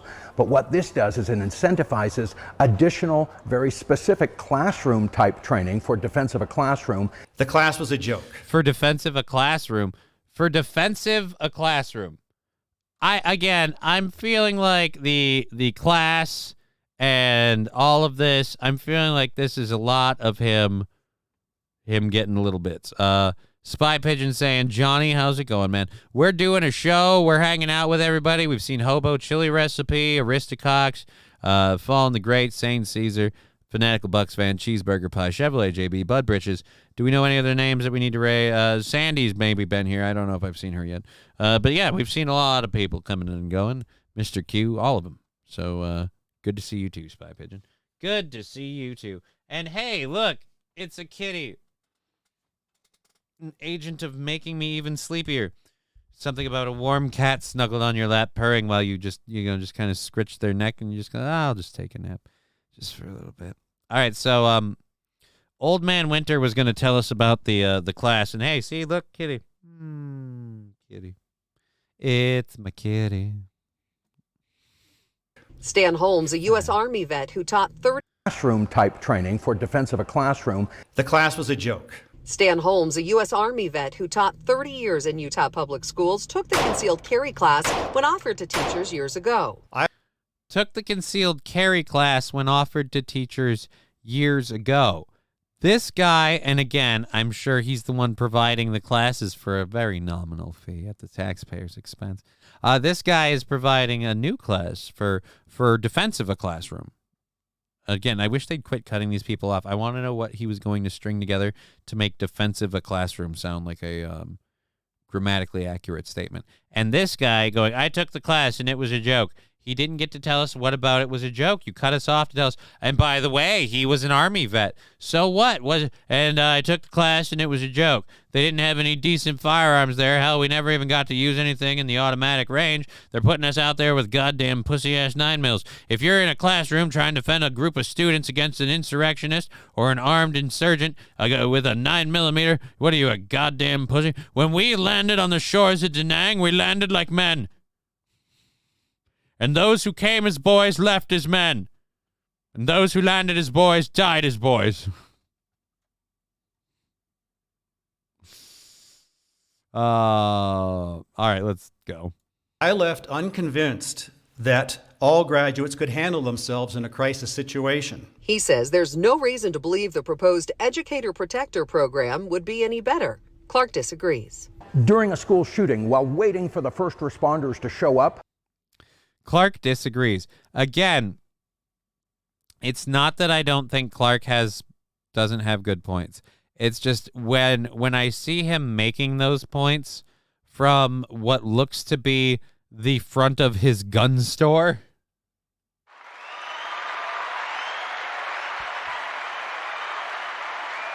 Look, I'm just saying, it would be really, really good if all the teachers were, mandated to take a little bit of firearms training and maybe incentivized to somehow be rewarded for keeping a loaded firearm in a room full of small, young, impressionable, emotional youths. I don't see where the problem is, and quite frankly, so long as I'm getting paid, I don't really care. That's all I'm saying. Was Fill Some Holes. Hi, Johnny. Hi, Was Fill Some Holes. Everybody's saying hello. Everybody's saying hello. 2 hours left to go in the show, and everybody's saying hello. Bye, kitty. You are soft and pettable. Till next time. So, I'm here, says Sandy Squatch. See, I knew Sandy was here. I knew it. I called it and ordered a pizza. Again, thank you for being here on Twitch, YouTube, Rumble. We love having everybody. We're going until 5:30, so if you're enjoying the show, Rumble rants, Twitch, YouTube, Streamlabs, PayPal. I can't do it. Ugh. I don't know if I'm going to survive another 2 hours of this stuff. It takes a kind of energy out of me, and I'm just... You know what, though? Is it working? Yeah, let's not do that. Okay, let's get back to this. Then we have to talk about Hillary Clinton, because spoiler alert, she's a dumb cunt. And she said something that a dumb cunt would say, and we're going to talk about it. So let's go to that after we finish with these the police. What was it? Teachers carrying guns in schools, because that's a good idea. Clark disagrees. During a school shooting, while waiting for the first responders to show up, the teachers are actually the first engagers, and they're already there. Armed teachers. The teachers are the first engagers, and they're already there. And you've got to be head on a swivel, all right? You've got to be ready to pull the pin on the grenade, use one of your children as a shield, because if you don't, the rest are going to go down. Let's be honest, it is a zero-sum game here. You are hoping to save as many lives as you can, and that starts with annihilating the first life that poses the greatest threat. You might have to sacrifice a few. You might have to do a little quick calculation. Which one do we not really need? Fat Timmy. He's always late. He doesn't do his homework. He's bullying the gay kid. Let's just go ahead and throw him in the front and be a bodyguard. Quite frankly, large torso, amazing bullet shield.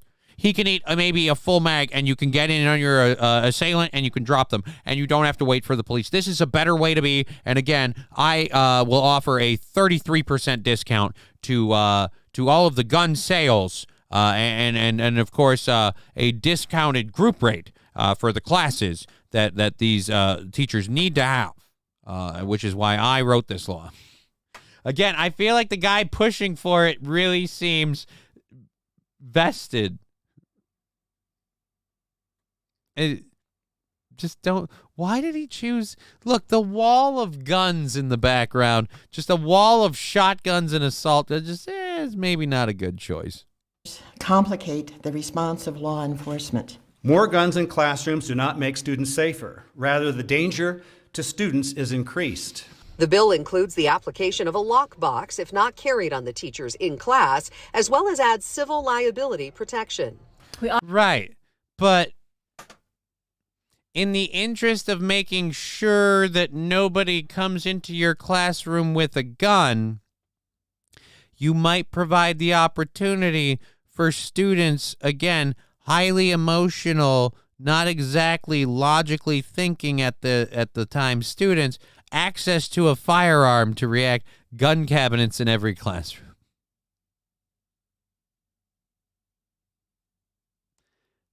I feel like nobody remembers earlier, or was it last week? It was last week. I feel like nobody remembers last week, man. Last week we did a story where a teacher thought it was a good idea to have the students sword fight. So how long until having the students there like, let's pretend to do a little role-playing exercise. Whoops, I didn't realize it was loaded. Now he accidentally shot that kid. It's going to go bad. It's going to go bad. When did Anthony Cumia sell his gun collection? I feel like this isn't just Anthony Cumia's gun collection. This seems like an extensive and, I will say, dare I say, oversized gun collection for one person. Just that many pistols alone. I mean, have a few that you like, a few that you enjoy, a couple of, like, have some variety. But at a certain point, like, you can't even shoot all of these. Often disagree on the solutions because the causes are complex. Unitarian Reverend Laura Young says this bill isn't the answer. This legislation encourages lawlessness, terror, and a lack of safety. Some argue the tax. All right, I don't necessarily disagree with you. Again, my question is, how is it more safe to let these people move through the schools completely undeterred with no possibility of defense? How is that? How is it safer to have nobody armed to fight these people is my question. That's all I'm asking. How is that safer? Not saying that this is safer. I'm saying how is that safer than this? I don't see it. Again, I don't think this is the answer either. I don't know what. Fair funding should be used elsewhere and asked for more mental health services. Okay, we have to be able to agree on one thing. You don't get to propose that answer because that answer isn't safer for anybody. You know what your mental health services do? Absolutely nothing. Nobody was like, you know what? Thank God there were mental health services. I was going to go F up a school and unload on a lot of people, but then I talked to somebody and worked everything out. Nobody's ever worked their way off of that ledge. The mental health services. If only we knew. That's the thing. We always knew. They were always meeting with a therapist who always had concerns that they were lashing out. They always had family members like, well, he seemed particularly agitated. It was a little more this time, whatever. They were always known to authorities. This idea that we just need to work with these people more and get more mental health professionals to deal with it. The problem isn't that this person didn't have a warm cookie and someone to have a shoulder to cry on and listen to. The problem is this person is going to do this stuff. You have to tell me what your solution is based off of not the, oh, we're going to deal with the mental health thing. Tell me what your solution is to deal with the active shooter in the school. That's what this proposed legislation was proposing to do. And we can argue about how effective it was till we're blue in the face. God knows I'm trying. But their solution is always, let's prevent the shooter with more mental health services. There's no evidence to that at all. And I don't want that magical beach ball proposed. Again, what is your solution to the active shooter in the school? It can't. So you're saying when there's an active shooter in the school, you want the teachers to approach them with more mental health training? By addressing the root causes of violence and focusing on preventative measures rather than reactive ones. Great. Again, I want to know what your solution is for the shooter problem. Because the idea that we'll prevent this with all of these, do we not have mental health professionals now? Was that trans shooter person? Weren't they all medicated and seeing doctors? After all, they went through a highly sophisticated medical procedure. Surely someone should have been checking in on their mental health. That is a very creepy picture, Kirk Allen. That is a very, very creepy picture. Good to see you, though. So, yes, like I said, they don't like this idea, and I don't blame them. The idea does sound dumb, and I think the person suggesting it is totally out to line their own pockets. But, again, your solution is preventative. We're going to say hopes and prayers. If we say kumbaya at the end of every school day, there won't be a shooter tomorrow because we said kumbaya first. No. Preventative measures are great. This isn't a preventative measure. This is a safety precaution. What's your safety precaution that doesn't involve arming the students? What is your safety precaution to protect the students and the people when the shooter is in there? Give me that answer. Don't give me, we need preventative measures and mental health. No, you need mental help, but it's not going to solve your problem. We can create an environment where children can thrive without the need for teachers to bear the burden of firearms. Right. We can create an environment where children can thrive without the need to bear firearms. How do you stop every one of these limp-wristed pussies is going to tell you that the guns are the wrong answer. And when you ask them, so how do you stop this person in there? Well, we need to make sure it doesn't happen in the first place. That's not what we're talking about here. What we're talking about is how do you stop that person? Because, spoiler alert, it is happening. It has happened. It's had an increasing frequency. It's something I worry about to the point of considering and going as far as discussing with her mother whether or not we should get a bulletproof backpack for my daughter. And spoiler alert, we're like, it might not be a bad idea. Do you know how fucked up that thought is? Check the gay guy's hard drive. Why? His hard drive is probably full of a lot of really, really stupid ideological bullshit like, well, you know, there's no proof to say that the vaccine doesn't work. And there's, you know, I mean, what if the earth really is flat? We never have seen the earth from the moon. I mean, we've seen pictures, but Photoshop's real. So again, I don't know what I want to say about that guy other than the fucking hopes and prayers thing. I don't like the people who say, you know what, we'll just not do this. These are the same kind of people to me on the just the pro-life thing. We don't need to be taking lives. We don't need to be taking lives. We can just let it happen and see where it goes. And it's like, we could provide more help and more support. That's the best part of it. I just realized this argument is so amazing. Go to both sides of these people, and 9 times out of 10, the shoe is on the other foot for the other subject. Be like, yeah, you're right. We don't need to be taking lives. We don't need to have these precautions. We should just let life be. We don't need to be taking these lives. We can build a community and a place for young people and children to thrive without taking lives, right? Which is why we shouldn't have abortion. We can build a community and a place for young people to thrive without taking lives, with more health programs and more support.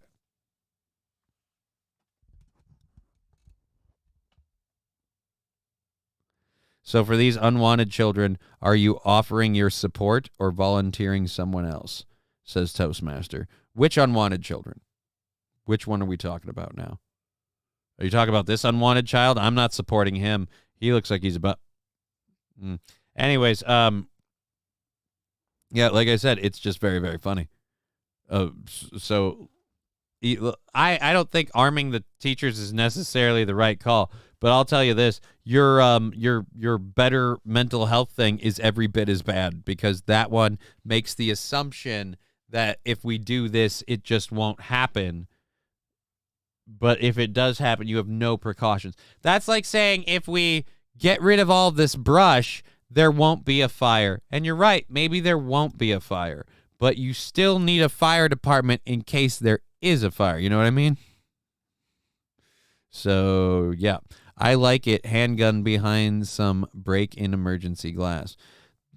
Chevy JB, the only problem I have with that, and I'm sure it's not quite that simple in your mind, or in any situation where it would be implemented, is, again, what's to stop the kids from deciding to break the glass and unloading on some other kids? I just feel like you're putting a gun in a situation where I wouldn't want there to be one. But I do understand. I will tell you this. If my daughter is in a classroom and you're telling me the options are that the shooter's in the school, and the options are that the teacher is unarmed or the teacher is armed with some sort of training, I'm taking option 2, because option 1, my daughter has very little to no chance. Option 2, the chances might not be much better, but they're a little better. You know what I'm saying? Everyone's real opinionated until it's your kid sitting there and you're like, you know what? I don't care if she was ready for this day or not. Like, I would rather have her able to do something to, at the very least, deter the ass fucks that might harm my daughter.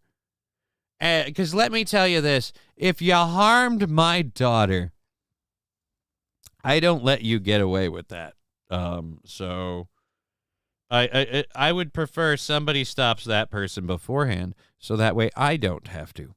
But, you know, That's where we're cutting too close. We should stop talking about it Only right there. reason to sign this bill into law is if we're serious about protecting our kids. Governor Cox, HB 119 deserves your veto.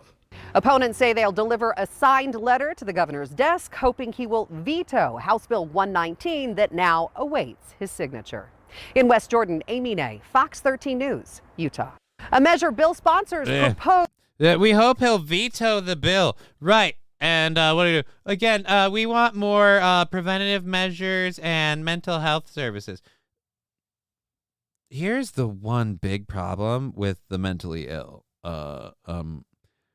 When the mentally ill are particularly mentally ill, like when they're at their peak crazy, they actually, in many cases, actively avoid mental health services. So a mental health professional might know a person and say, that person, I've known them, I've come in every day, I know this person. Jolly Green Dickhead. Governor Cox, does Governor Cox like pussy, or does Governor Cox like Cox? Sounds gay if you say it with a martini. So yes, the bill, like I said,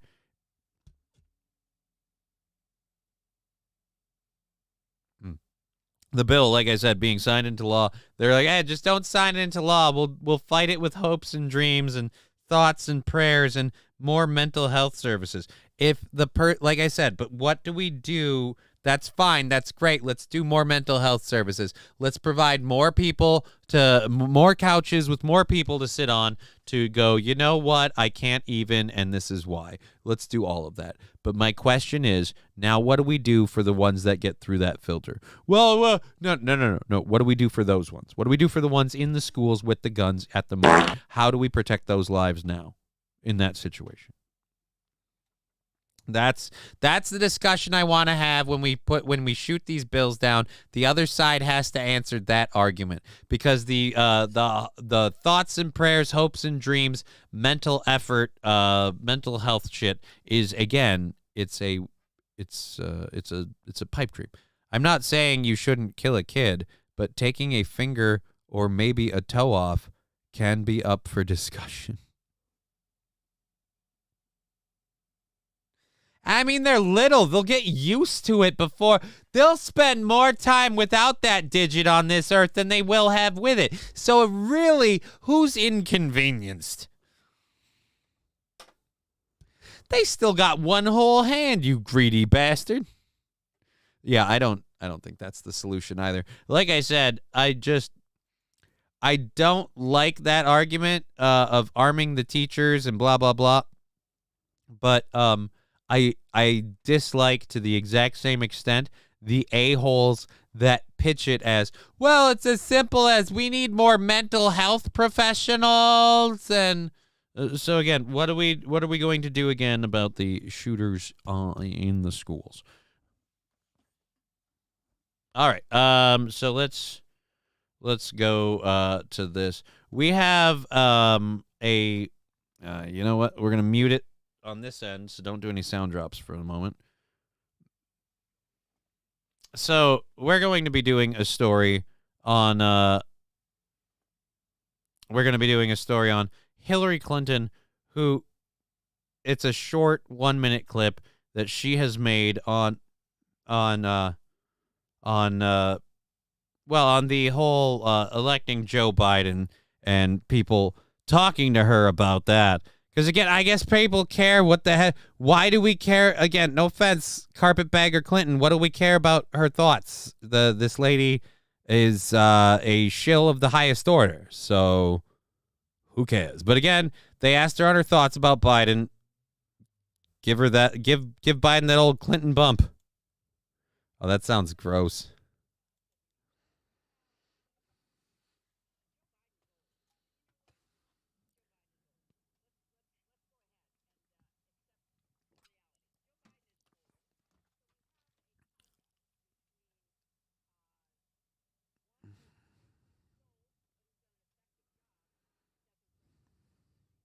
And Donald, wait a minute. And you're going to go, and Donald Trump. Wait a minute, that's Donald Trump. One candidate who's old and doesn't threaten our democracy, and one candidate who's actively threatening it right now. Stop acting like, I can't stand this stuff.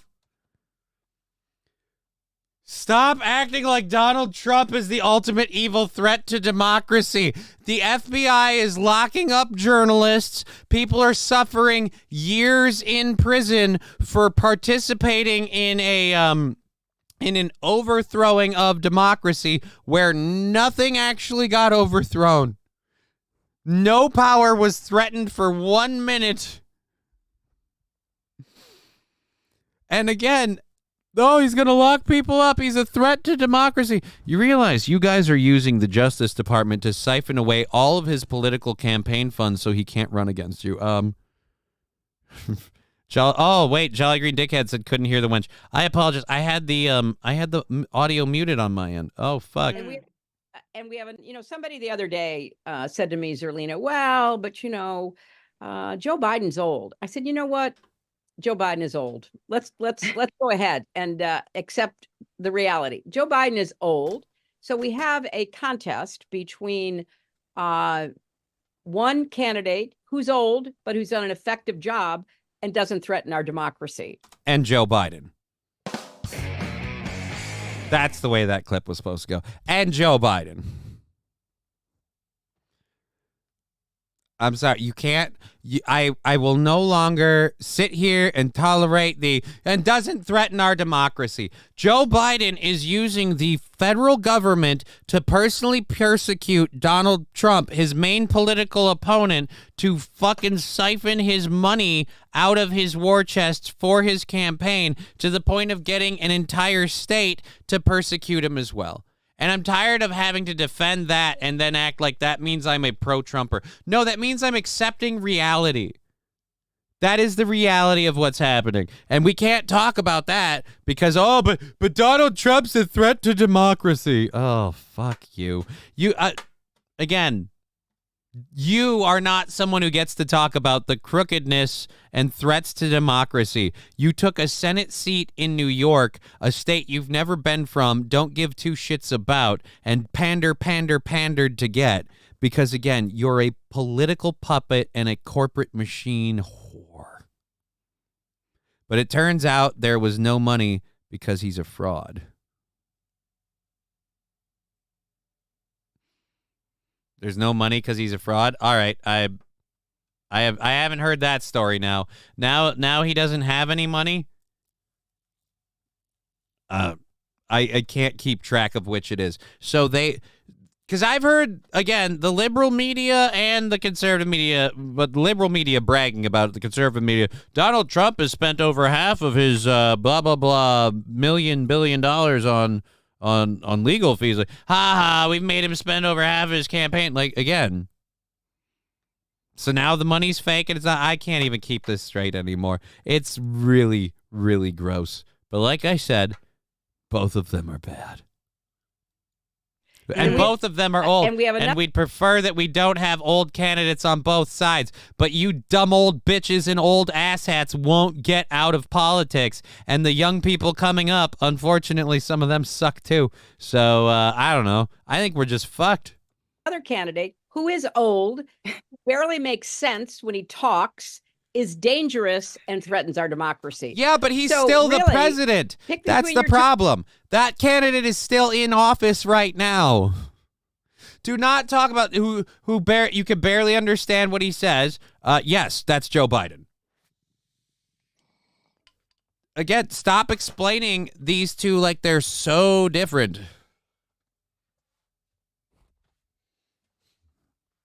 From the extent that you're explaining them, they're exactly the same. From the extent you're explaining them, they're exactly the same. Two old ones and figure out how you're going to save our democracy, because no matter where you stand on the political spectrum, you want to maintain freedom and the rule of law and protection for people's fundamental rights. And you're definitely not going to get that with what we have right now. Like, I know there are people like, and we need to get Roe v. Wade and women's rights codified. I'm like, yeah, Yeah, you probably should. But guess what? The assholes that you want to do that won't. They didn't want to the first time. They wanted to threaten you with it with, oh, if we don't have supreme power, it'll get taken away. And eventually it did. And you know what they're going to do? They're going to hold it out and go, see, we need supreme power. We need supreme power. We just need to, again, as Keith Olbermann would say, we just need to dissolve the Supreme Court because they have betrayed America and democracy. Oh, God. They're all jackbooted thugs. Ugh. So at any rate, accept the reality that Joe Biden is really, really old. Yes, both Joe Biden and both Donald Trump are really, really old. Both Joe Biden and both Donald Trump should not be presidents. Both Joe Biden and Donald Trump seem to have used their political time and their presidential campaigns and positions to enrich themselves personally.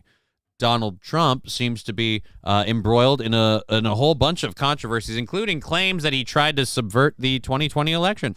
Joe Biden seems to be a political puppet for two other foreign governments whose son is an incredibly horrible money mule and just drug addict. So again, I'm sorry seeing a huge difference between these two. The only difference I'm seeing between these two is one of these two fucked over everybody for his own personal gain, and the other one is Donald Trump. Because Donald Trump didn't fuck over America to get a golf course built. He didn't start a new war to enrich his pockets or to sell some money or to get no-bid contracts for Halliburton. Oh, all right. Anyways, let's drop the audio and get our second hour stories. It's 4 o'clock. We have an hour and a half left in the program. I am getting a little hoarse in the voice, but I'm coming back a bit with the energy, swinging back around. This country is not a democracy. I don't like it when people say that. It's like they didn't learn anything in school and don't even know the Pledge of Allegiance to the flag. 1 second. We'll get to. We've got a clip from Florida with hockey that we're going to be talking about because I love hockey. We've also got a Arizona rancher who's going to be talking about things happening on his ranch.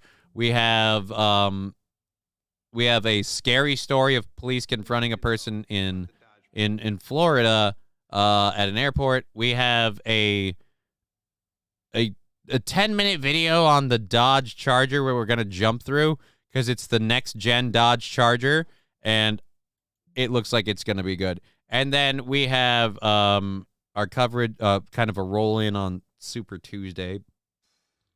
Kind of let you know about that. Sorry, I'm burping. My lunch was really good, but that sandwich doesn't want to sit still. He had his sons do the fucking over. Says Toastmaster. The fucking over of the American people. I want to know, and I'm not even disagreeing. What was the grand fucking over of the American people, and is it anything close to fucking paying Ukraine? Is it anything close to us propping up another country with our tax dollars? Is it anything close to that? I remember there was some hubbubaloo about getting a country to build him a golf course. Yes, he does owe. He owes Saudi for all those billions, says Toastmaster.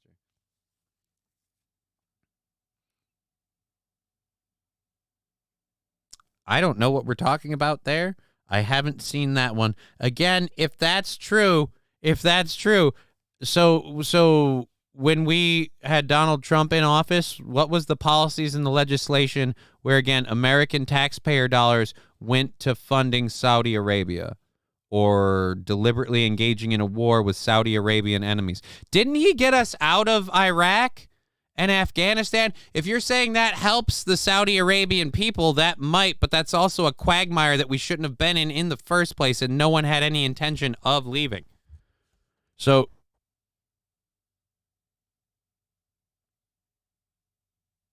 again, I'm very, very confused on it.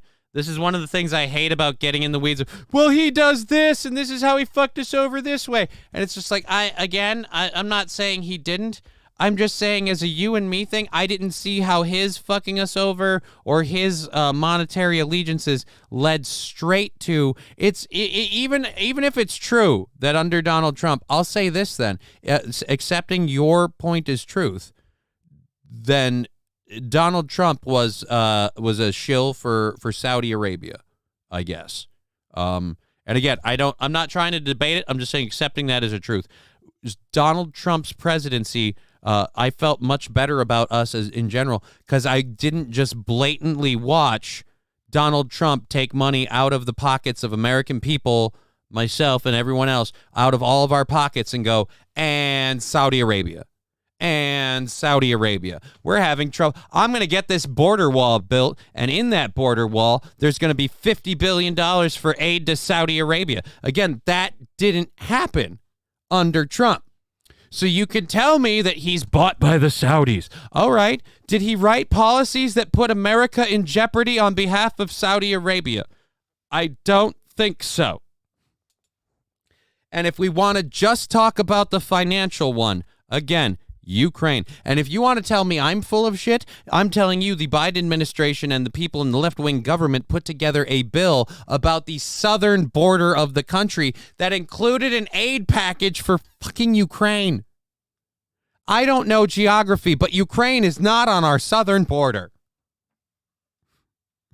So again, like I said, I'm not saying Donald Trump's a better candidate and it's a better America. No, I'm saying they're both skeezy shitbag, dirtbag pieces of shit. But when that one was in charge, he just made sure his real estate ventures went well. He just made sure a lot of other stuff went well. And like I said, in terms of being Saudi Arabia's puppet, I don't know how us leaving the region helped or hurt them. We've kind of always been their puppet. That damn Trump getting Saudi to lower fuel costs here. Money in there for war than there was for the border. Yeah, there was more money in there for the war in Ukraine than the border. Like I said, I don't fault anyone who's like, look, I don't want a right-wing organization to have a chance to build an entirely right-wing Supreme Court. And blah, blah, blah, blah. Like, I can understand those arguments 100%. Like, those are long. Those are, again, like repealing Glass-Steagall and things like that, where monumental moments that'll have far-reaching effects. Right, I understand that. But I'm just saying, I don't like anyone who can't even just say, look, I can't blatantly see how we're just obviously shoveling money after pile of money after pile of money to Ukraine, and then we have whistleblower after whistleblower about the Burisma stuff claiming that the Biden family was tied in with it. We have Biden making actual clips in the news bragging about getting countries to, you know, like, and I went over there and I said, hey, next thing you know, I said we'd cut the funding if we didn't do this or if you didn't do that, and then they got rid of their special prosecutor. Yeah, it's really, really weird. It's almost like we flexed our muscle and totally interfered with the judicial processes of another democratic country. Almost like we kind of superseded democracy in favor of corruption. And now the people that did that and bragged about that, the family behind that sweet move, well, now they're in the White House and now we're just fucking shoveling everybody's money to Ukraine. It's just, again, a problem. You can't change horses midstream or something. I don't know. St. Caesar, we need Joe Biden to finish the job and getting it over and done with.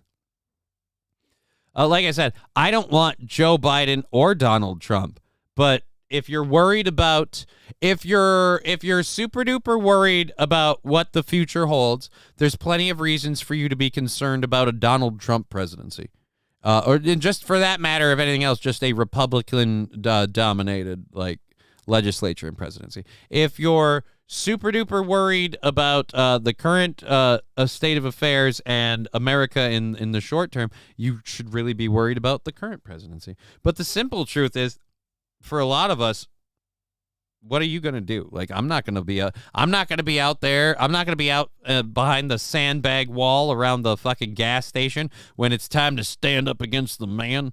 Nope. I mean, they are both just using the White House as a retirement home already. Pretty much. And the worst part is, by his own admission, Donald Trump is like, I've got a better house.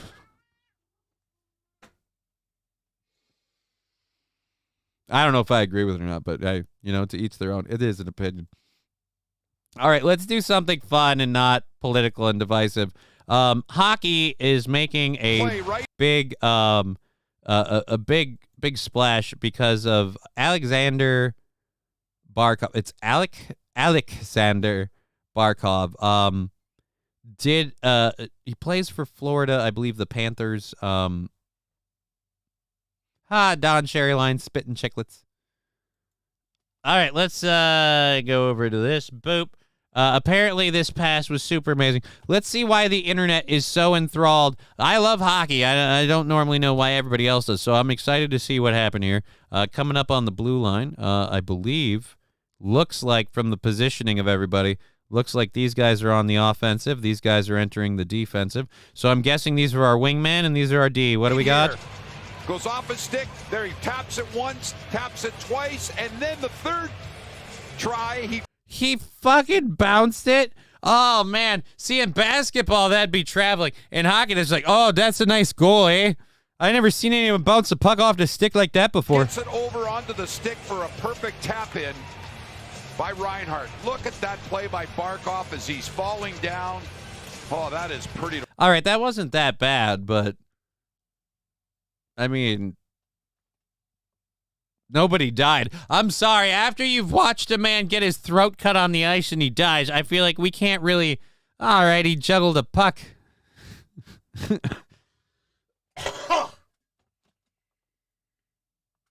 Just tap it in.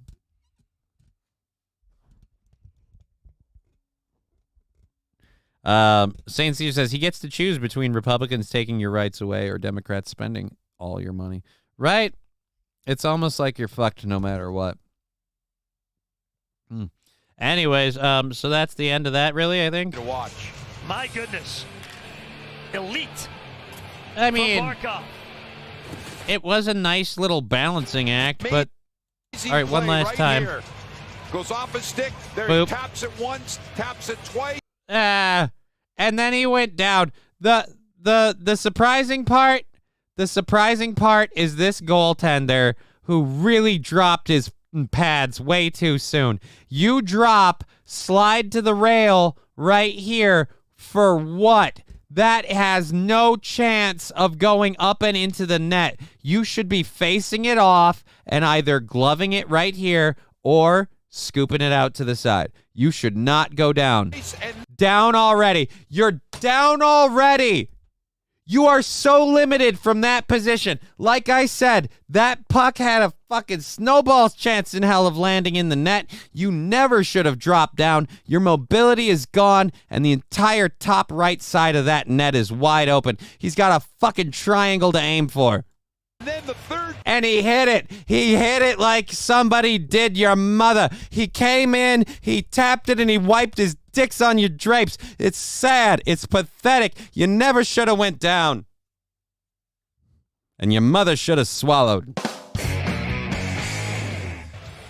Try. He gets it over onto the stick for a perfect tap-in by Reinhart. Look at that play by Barkov as he's falling.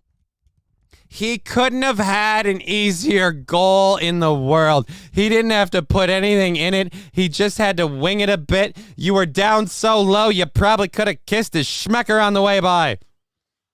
God damn it, man. This is why I don't watch hockey. I get a little too invested. Where I'm just like, get your butt out of the tank. I mean, come on, honestly. You should have posted up to that pole with your pads up, you up. He's got the usual, the 5-hole. You've got this mostly blocked off. Your body does all the work. Come out full on the crease. He's got nothing. You stuff him. You stuff him with your physical presence. God damn it. I don't think I should care this much about this. I think this might be a me thing. People are like, all right, I've had enough. I'm going to leave the cripples talking about hockey. Fuck off. Anyways, that's the bottom line because Stone's... Oh. I don't know if I could do Stone Cold right now. One, those are really more Aaron's impersonations, and two, the throat. I don't know if you can tell. It's getting weird. It's been riding rough up and down today in general. Just, whatever. So we have an hour and a half left in the show, and all of our third hour stuff yet to even open up. We've got a couple of things left to get into in the second hour here, and like I said, we're going till 5:30, so it's going to be a good time. If you want to give to the show, let's go ahead and throw the PayPal, Streamlab, and Venmo links. Our goal is currently $40 on the 18th of March. Let's get those right there.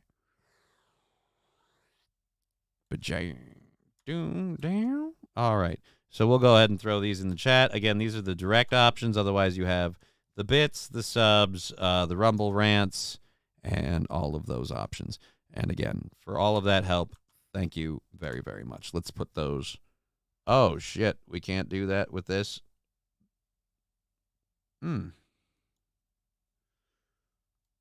All right. What the heck do we have to get rid of here? All right.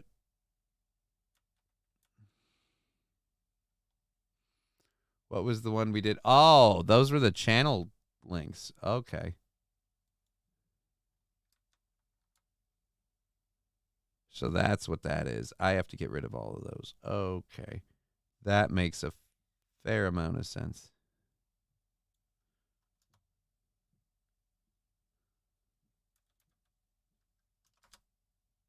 I'll just share it like this. Holy shit, I suck at life. All right, there we go, and boom. My voice is getting weirder by the second. This is almost creepy. Did Aaron give me cooties through the internet? I'm going to have to message him. Be like, I got your fucking throat cooties, man.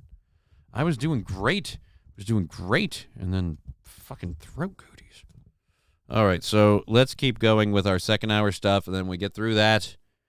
We will get into our third hour stuff, and like I said, we're going till 5:30, and then we'll be taking ourselves a little siesta for the day. Now, our next story is again immigration related. So I'm trying not to be so politically leaning, but good God, is it hard to avoid political stuff right now?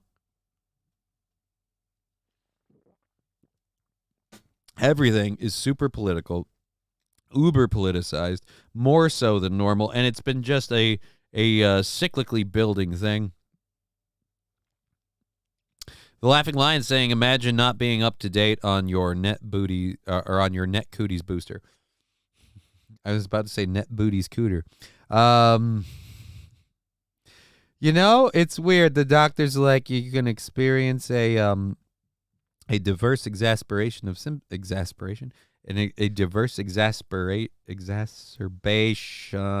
of symptoms if you begin fatiguing mentally and physically. And so what does that look like physically? Well, physically, it means you might be walking and then suddenly fall, because even though your body isn't truly fatigued, in the moment, it's been over fatigued. So while you might feel a little tired, your body is on its last leg and just snaps and stops for a second. And when it happens mentally, well, it makes you tarded left, right, and sideways. Sweet. Okay, so vote Anarchy 2024. Dude, I have to get online tonight after the show. I need to get a Ripley Hicks 2024 shirt. I need a Ripley Hicks 2024 shirt. With the way the world is going and my attitudes towards it, I want my political season and statements, opinions, affiliations to simply be Ripley Hicks 2024. The only way to be sure. It's the only way to be sure. All right. Anyhow, this is a this is an Arizona rancher. He's going to talk about. A lot of people are talking about the crisis on the border. We've had the apparently it's all fake. It's all over-perceived dramatization. So, and this is from the dailymail.com. So I'm going to guess that if this is over-dramatization, somebody might want to hold these people accountable, because that seems like what we're about to hear seems like almost a, what would you call it? an Alex Jones-esque level of claim to like this happened or didn't happen thing. Let's go with Rancher John Ladd. That's not a good start. Your name is John Ladd. Why don't we call you John Smith or Anonymous Rancher? John Ladd sounds very well. The lead character's name is John Everyman. In the 30 years it's been bad, we had 17 dead ones. So. Most of them are weather, either heat or cold. Some of them are heart attacks. Some of them are sick. Probably the worst one was 2 bodies ago. You're talking about cows, right? You're talking about those cows back there. Weather, some of them the heat, some of them the cold. Heart attacks for a few of them. I mean, someone spooked your cattle, right? Cattle died of a heart attack. 8-year-old grandson was the one that ended up saying, "Grandpa, there's something dead over there, and it isn't a cow." Well, there goes my theory. Shot to shit. Oh, no. There's something dead over there, and it isn't a cow. Don't worry. It's just a varmint. We shouldn't have to look over our shoulder living where we live. John and his family are at the forefront of the border war. My pair of my cowboy boots stolen off my front porch a week ago. Okay. I had a pair of my cowboy boots stolen off my front porch a week ago. Look, buddy.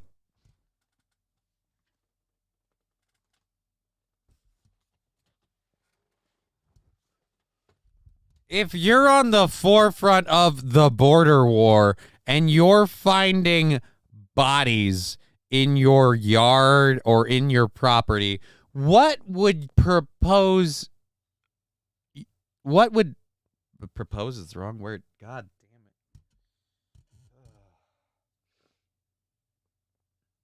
What would convince you in any world that it's a wise idea to leave your possessions out on the porch? So you're finding bodies in the fields. You're on the forefront of the border where all these random people just come about. Just leave I'll leave my boots on the porch. I leave the window to my daughter's bedroom open with a sign that says "Virgin located here." You know, I mean, people are just supposed to be decent. Chevy JB, I'm eating some shrooms tonight. Awesome. I think I'm going to take a nap and tomorrow morning call a doctor. So, I mean, that's how it is. That's how it's been for 35 years. You got to have everything locked up. You can't leave anything. Okay.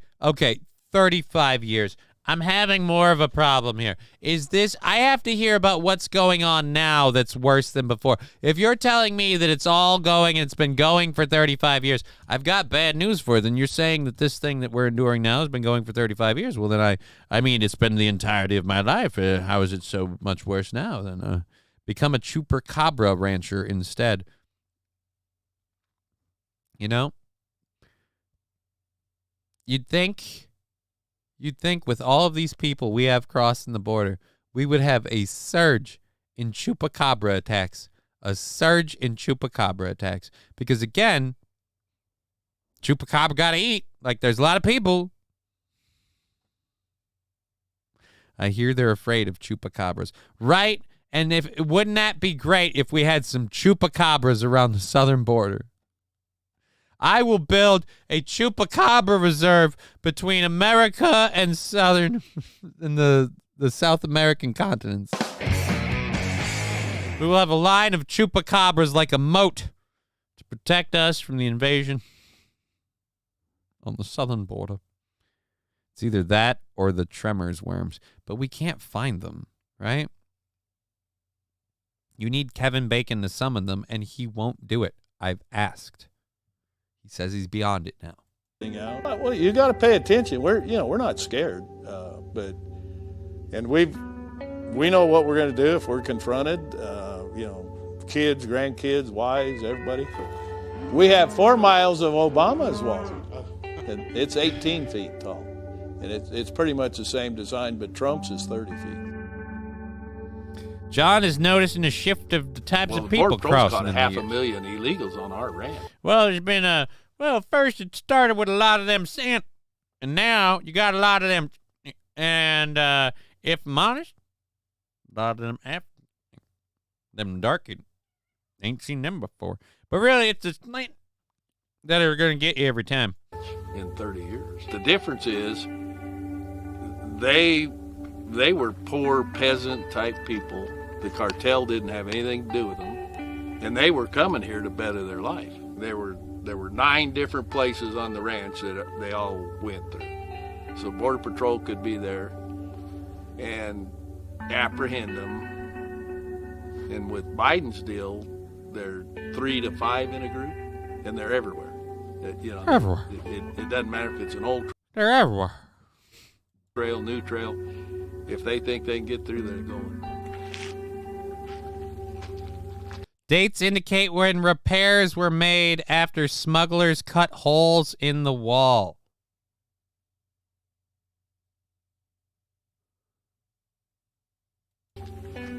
What are they cutting this with? A settling torch and double jacks and chisels. So they've got tools and ingenuity.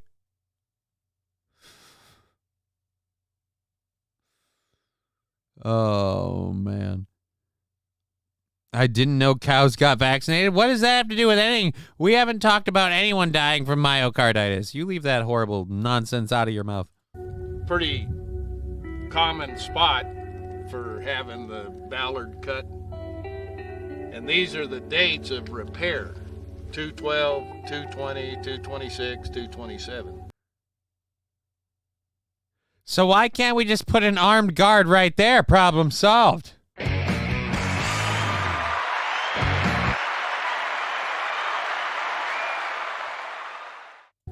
All this year, 2020.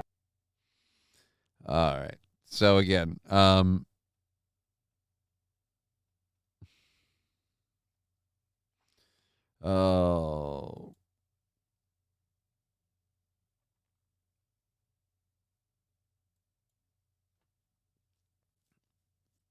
So,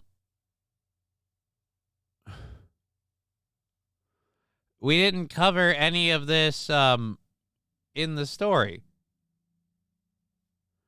We didn't cover the tree.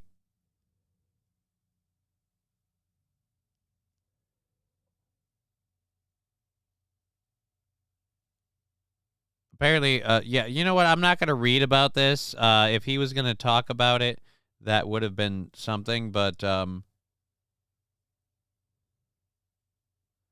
don't have that part. I'm not going to just do that. So let's get rid of that there. I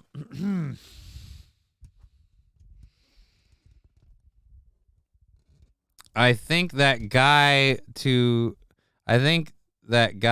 get the Tremors worms could be the one guy that was in all 4 movies. The only guy that was in all 4 movies was the fucking, like, nutso boomer conspiracy theorist survival gun nut guy. And I honestly, I didn't care for that character. That's why movie 3, I was like, eh. Movie 4, I was like, ah. Bert. Yeah.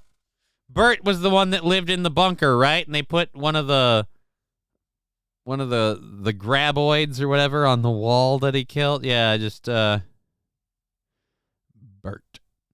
Alrighty. Tremors scared the shit out of me as a kid. Yes, Tremors is the ultimate fear for a child.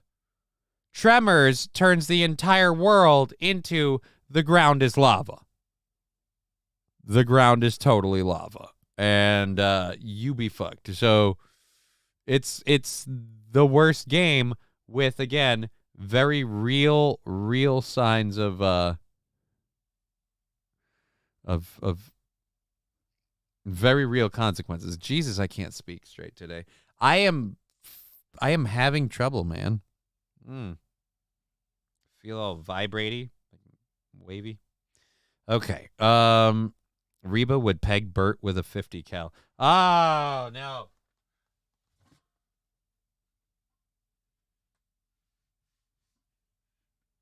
Was that actually what, Reba McEntire or whatever? Was that actually her in that movie? I don't remember. Langoliers better than Tremors. Langoliers, was that the airplane one? The Langoliers, was that the Stephen King airplane psychological thriller thing?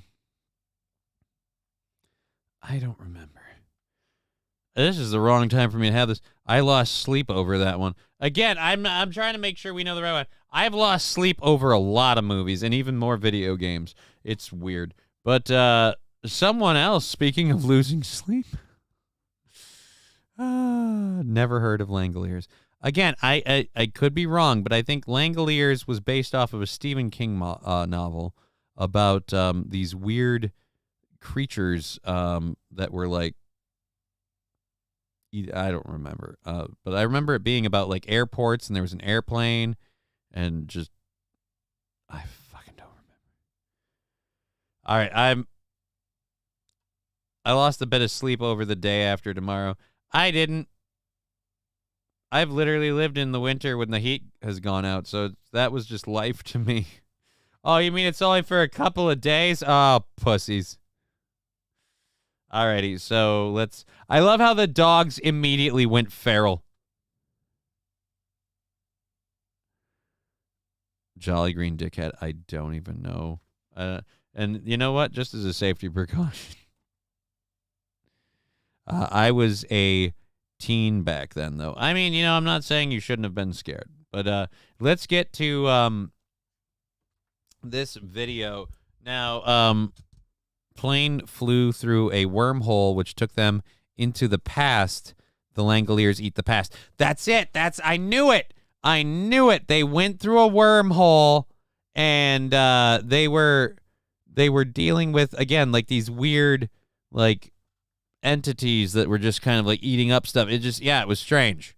And I again was like, holy shit, that's crazy. Made it look, what? Tremors scared the shit out of me as a kid. Made it look like the Berlin Wall in the 70s. My chat is super slow today. Sorry, I have no idea what we're talking about. Your chat is slow. My brain is slow. I'm feeling foggy as fuck. All right, so let's get into this. A mother in Florida. Now, we were talking about people having the scare of their life or the nightmare of their life. This lady will be afraid of airports for a long time.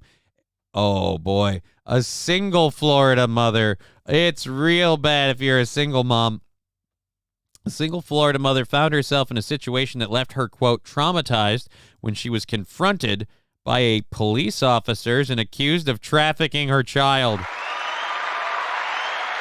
Well, I mean, technically, she did ferry her child from one place to another, so if we're gonna, you know, I don't want to hang anybody out to dry on semantics, but let's be honest. I mean, kind of trafficked her child. Just a little bit of trafficked her child. Jolly Green Dickhead saying sorry. You don't need to apologize. Let's do that. I think that the chat box is up now, right? The chat box is up, right? There it is. Yeah, you don't need to apologize. I do that for my own personal mental sanity and just to do something fun. So just whoop, we'll wipe it off. Now new people can come in the channel, and the numbers that I act like I'm talking to won't match the ones on their counters because they're on one of the three, and it's like, oh, yeah, you act like there's a bunch of people here, and then all of a sudden the chat starts going, and they're like, oh, there are more people here. Weird. I bet he fakes all those accounts. He's typing it all himself. Yep, just fulfilling my delusion. So let's go ahead and get into this. The Florida mother found herself in the traumatizing situation. Mary Bridget Tamarchio, 45, is a publicist and a book coach with a substantial Instagram following. Oh, boy. She was traveling with her 4-year-old son on a Southwest Airlines flight from Florida to Ohio when she was accused of child trafficking. Tell me about Ohio.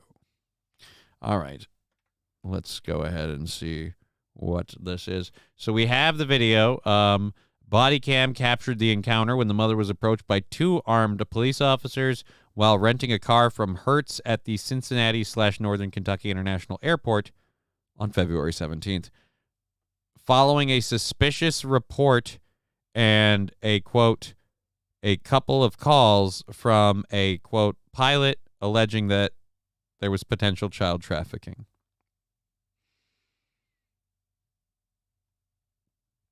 Oh, boy.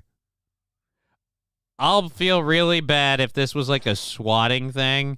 If this is like somebody reported this chick because they know who she is, and they're like, I hate that bitch. I'm a reporter for child trafficking, and they'll look into her, and then they'll arrest her because I know she's evil because I'm on the internet 24/7, and I don't trust her with her pretty little bangs and her leopard print purse. This woman's a bitch. So again, this woman has no idea what's about to happen.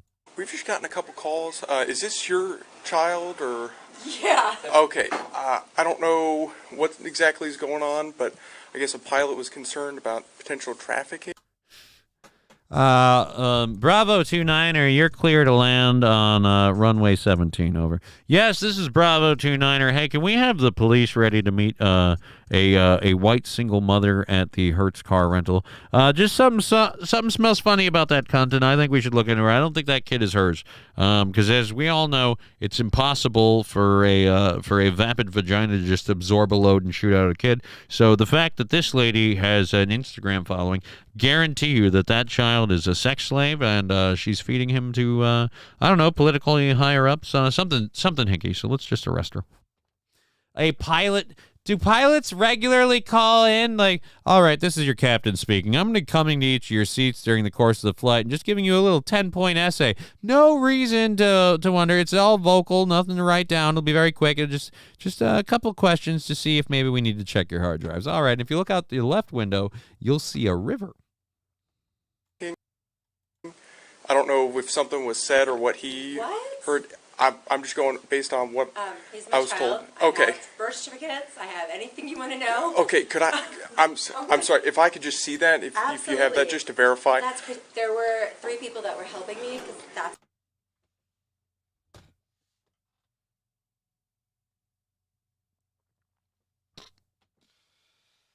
You gotta feel like a bag of shit as a cop to go up to a lady and accuse her of that not being your child.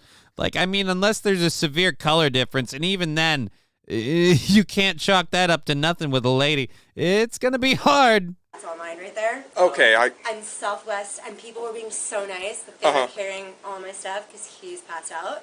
Okay. That's crazy. Okay. Yeah, like I said, we're responding to a call, so. Yeah. Yeah, I'm not sure what somebody might have heard, but just with That's so weird. traveling and whatnot, concerned with that. I mean, maybe because people were helping, like, you know what? At least you're doing it because there are so many kids that happens to. So, we've just gotten a couple calls. Oh, wait, that's it? That's it? I thought she lost her shit and broke down. Don't tell me she lost her shit and broke down and that's all we see.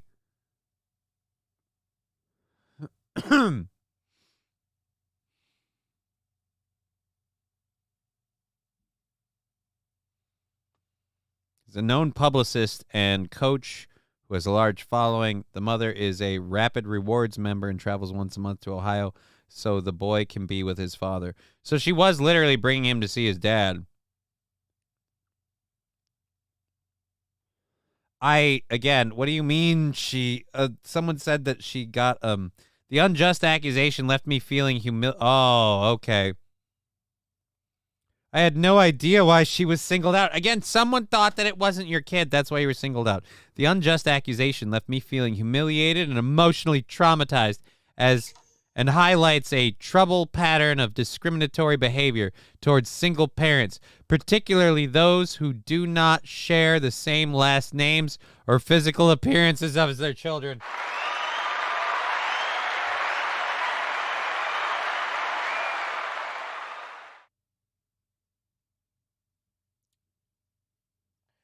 I made a joke about, kids being a different shade. So you're telling me that your child both doesn't have your last name, it doesn't share physical resemblance with you, and you're like, oh, we need to raise more awareness to No, I feel like the awareness raised was the exact right amount. Hey, who is that chick? And she's traveling with who? So wait a minute.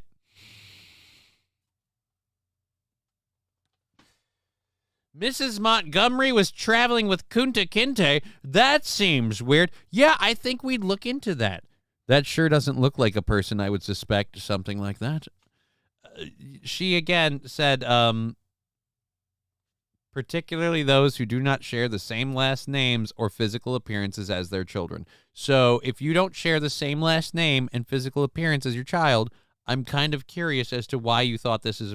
It is unacceptable that in this day and age, a single mother traveling with their child can be targeted and accused of such heinous crimes based solely on unfounded suspicions without any protocol in place. Right, and you're the same stupid bitch that screams, why didn't somebody do something when they saw this person with a child that clearly didn't look like their child? The child was unhappy. Someone should have looked into this. Why don't people stop and pay attention and care? And then when they do stop and pay attention and care, only now they got questions about you. Stop being so nosy. People need to respect me and understand that this is difficult and traumatizing. Oh, boy.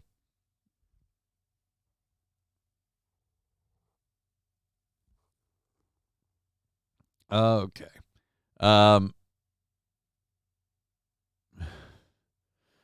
So we I really want more video than just the 2 seconds we have. Oh well, we'll have to get rid of it. That's it. Oh, that's right, the Dodge thing. Now you know why she's a single mother, right? Show us the gremlin. We never got to see the gremlin.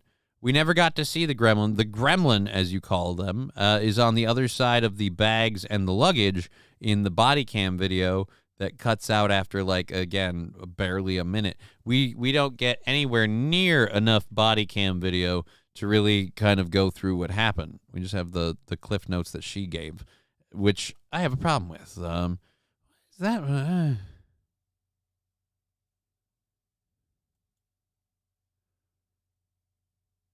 And well, we weren't talking about Chad. I don't know why you're using that term. That again, we weren't talking about Chad. Okay, so our next thing that we're going to do here, just for funsies, we're going to wipe the screen. Our next thing that we're going to hear is about the Dodge Ram, the next gen Charger. A lot of people have thoughts about climate change, its sources, its causes, what have you.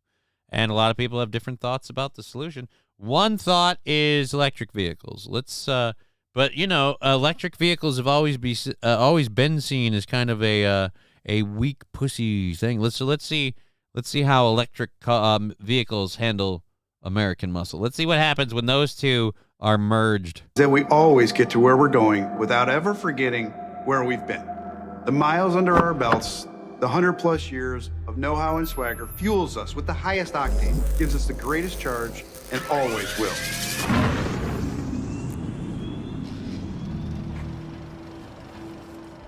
I don't want a history lesson. I hate your stupid... This is where two down on their luck all just ran out of time. You know, back in the good old days where certain people stayed on the right side of the street. You know who I'm talking about. All right, this is incredibly stupid. So this is our electric car. Okay, stupid ad. Can we drop the Back to the Future bullshit? I just want to see your overrated, overpriced piece of shit. Why, I say, I bet there's a Negro in there. I mean, that's what that looks like that guy should say. I'm Officer O'Malley, and I don't let certain kinds come around here. Oh, wait. No, it was a black police officer, because those were so prevalent in that day and age back then. Stupid woke ads. Get this crap out of here. It's already a stupid woke car. I want to hear about the vehicle, not this stupid shit. Run over the child.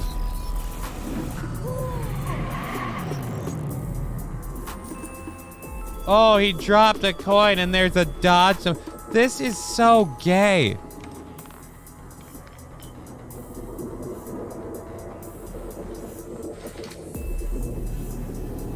I want to see this car. All right. I have a question. I do enjoy the vroom vroom sound.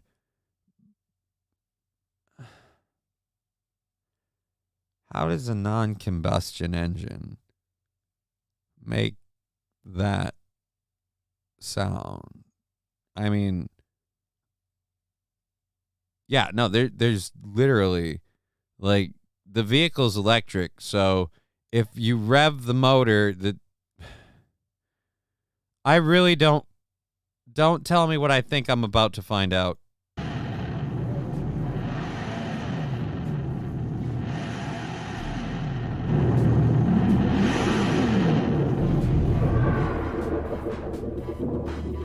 Okay, this commercial is stupid. Oh, God, he's stepping. It's so bad. It's so bad. Why did you do this? Why did you do this to me, Dodge? I don't want to hear anyone crap on my Fords ever again. Good God.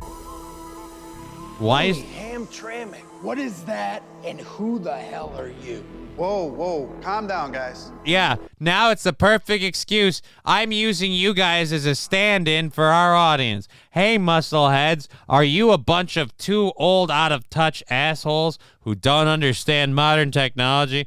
That's okay. I just drove in here like Marty McFly in Back to the Future, and I'm going to explain to you bumpkins how no, electric cars are in fact not cool and super totally not gay, and you should drive one just like me. Good God. I'm on your side. You can put down those wrenches. I'm on your team. Wait a minute. You're not one of them Irish potato-eating fucks. It's okay. You're not one of them Pollock sons of bitches. We can see you're not a darky, so we obviously know we're safe there. It wasn't easy getting here, and I don't have a lot of time. So Oh here's my- the deal. You don't realize it yet, but you're at an extremely important decision point in your lives. No, I don't You care wanna about the keep working- decision point in their lives. Are you going to do this whole thing about the stupid fucking car? And now we're traveling in the oh, God. We steal Back to the Future. Oh, my God. It's painful. They're stealing from Back to the Future. Working for the system, or do you want legacy and making history? Or that made the guys across town mad. You guys made your name on big city. All right, I don't Generation give Charger is proof of that. It's fueled by the Brotherhood, but powered by lithium. All right, fueled by the Brotherhood. The White Brotherhood? This is the perfect face to have it paused on, where it's fueled by the Brotherhood.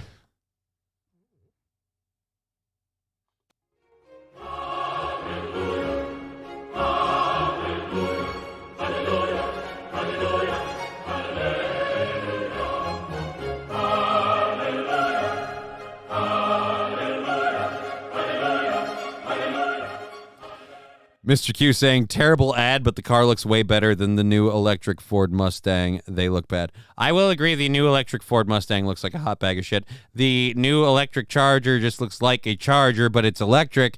It's electric! And it's gay. And like I said, I want to know where that vroom vroom noise comes from. The elixir? No. We did the car that runs on alcohol last year. I'm talking about batteries driving electric drive motors to deliver instant torque to all four wheels. The combination is going to redefine what it means to never lift and push the performance of this new Dodge muscle car beyond any conventional no-prep muscle car. But most people think electric cars are supposed to save the planet. Electric cars are supposed to be green and politically correct. Right. Well, I mean, they're not supposed to be politically correct. People assume the electric cars thing are used by people who are obsessed with being politically correct, but they're supposed to be green and saving the planet. And there is also the whole car lights on fire, battery needs to be buried in sand part. I'm interested to hear how you solve that particular hiccup. Also, what do you mean they politically correct? I'm worrying already with your wholly inaccurate time trap. Look, I'm as fun as the next. Let's do a fun Back to the Future take thing, but you have to be accurate, okay?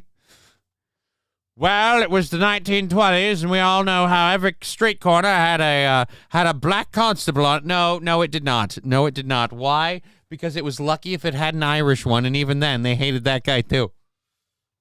I don't know if you know this or not. People were kind of racist back in the day. Maybe, and it wasn't like the fun, cheeky, haha racism we have now. We're like, hey, we make jokes and they're funny, right? Now it was the real racism, like, hey, if you look at that lady twice, we're going to have words. And that wasn't cool. So this thing must be super efficient and environmentally friendly, right? I don't know, maybe. But that was never the point. The point was that they told us we couldn't sell Hemis, but they never told us that we had to be boring and slow. So we took the rules, found the gray areas, and used them against them to build a muscle car. Okay. To build a Dodge muscle car and slide it under the wire that the regulators threw down in front of us like spike strips on the highway. Look, everything that is cool about this car, from the far wing design, it doesn't look like a typical battery electric melted jelly bean like that.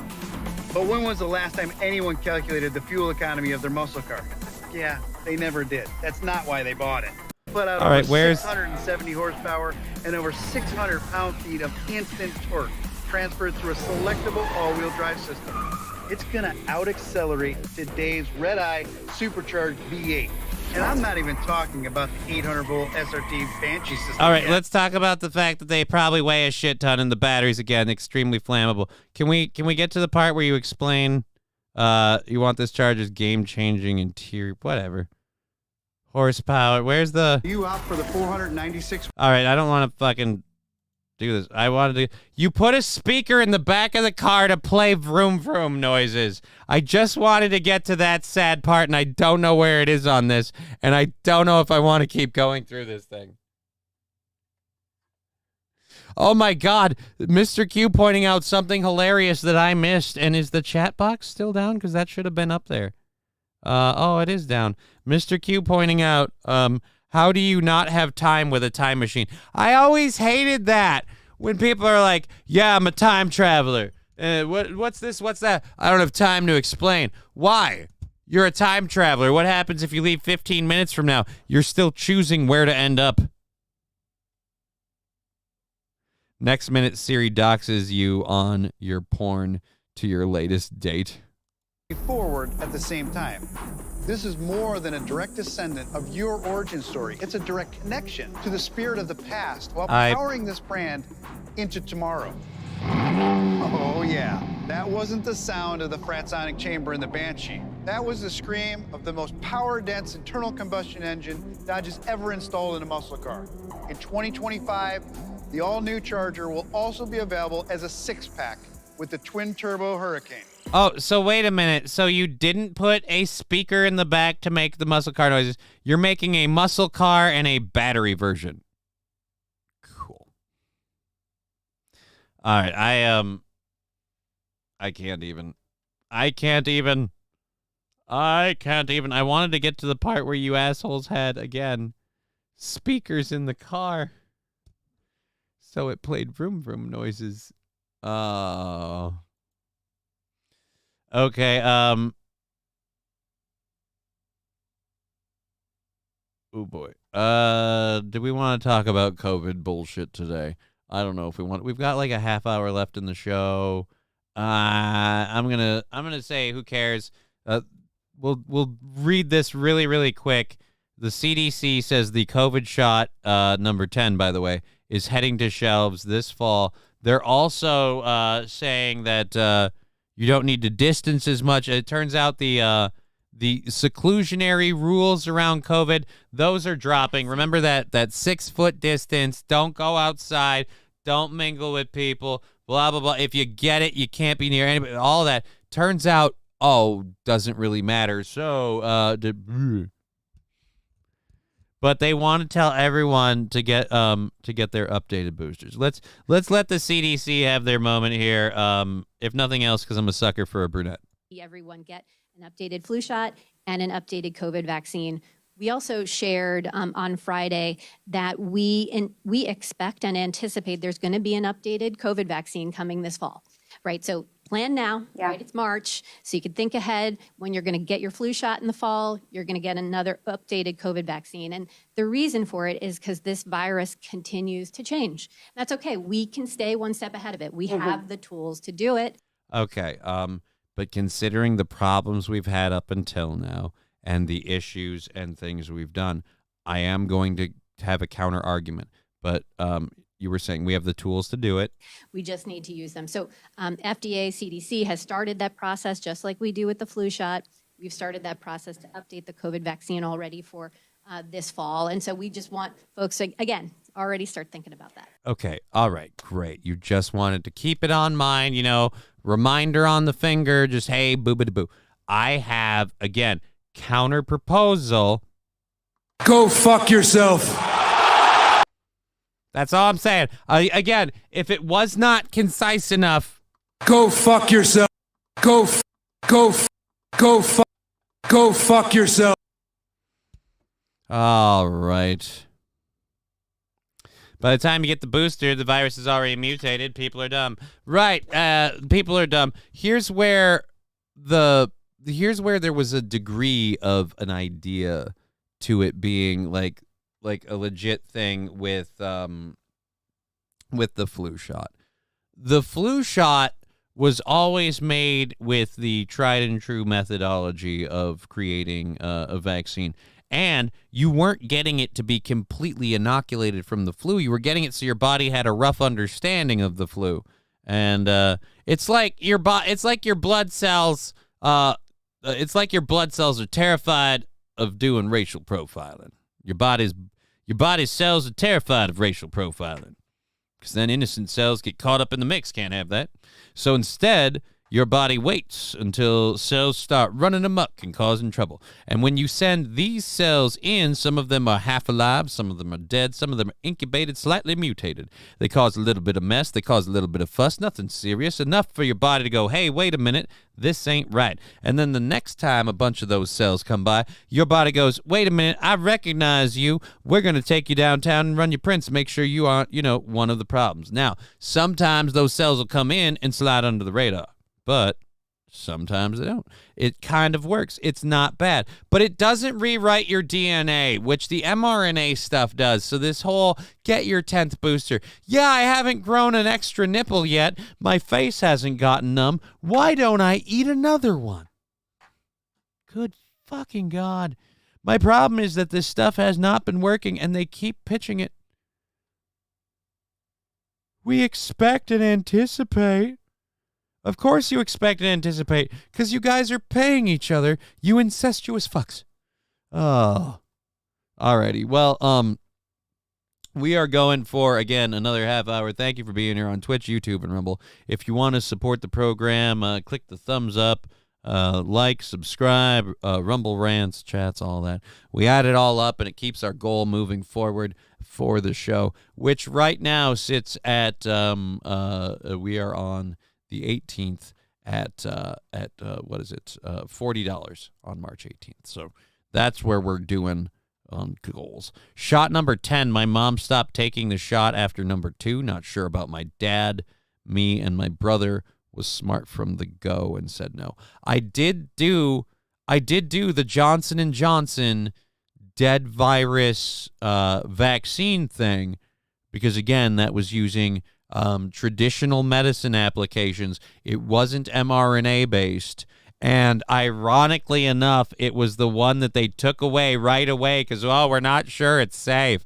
We better get the tried and true method of using egg embryos to literally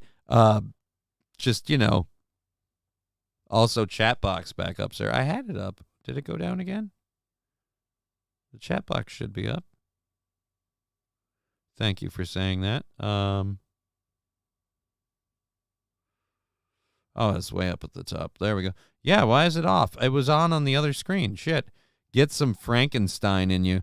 You mean the mRNA stuff? No, thank you. No, thank you. I did the Johnson & Johnson. I did the one.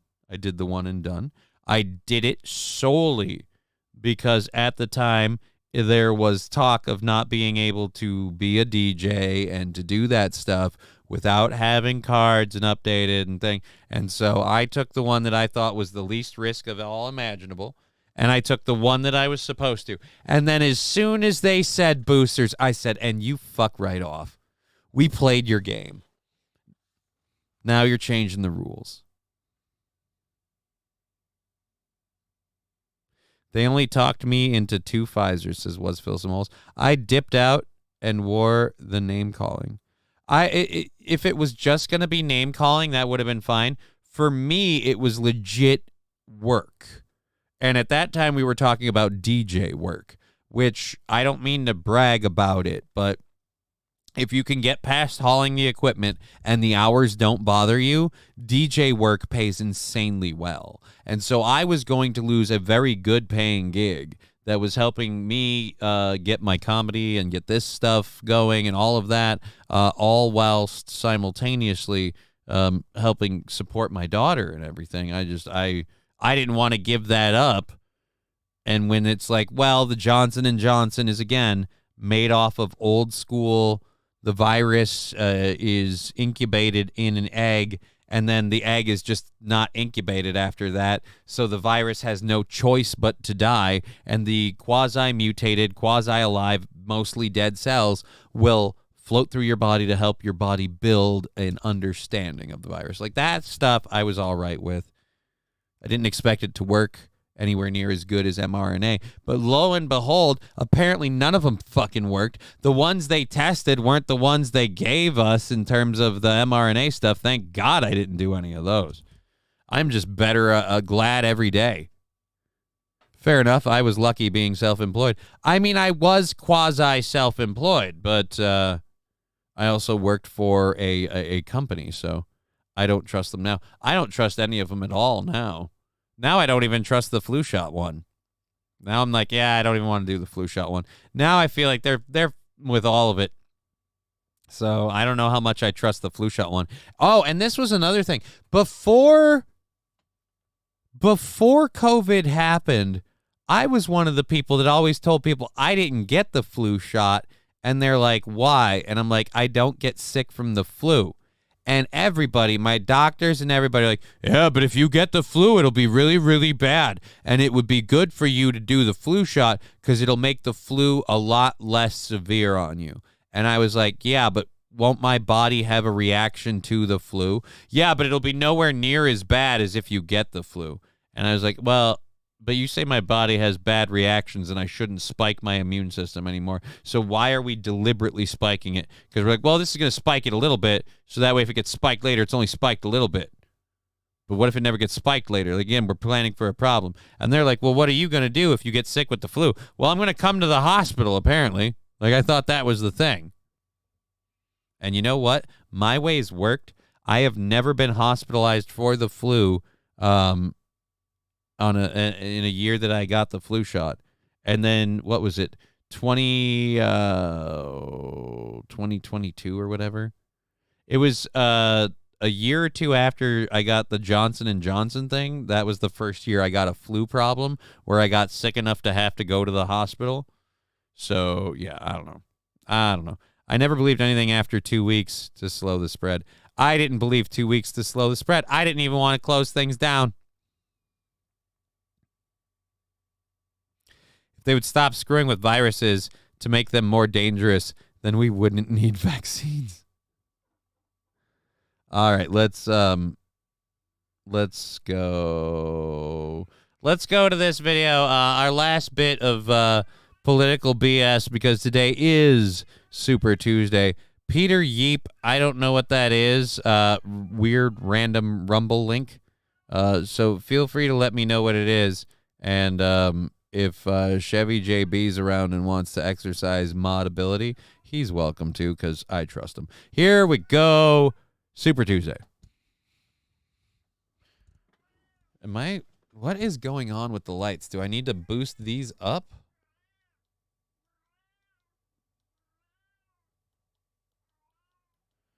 It still doesn't seem like it's working.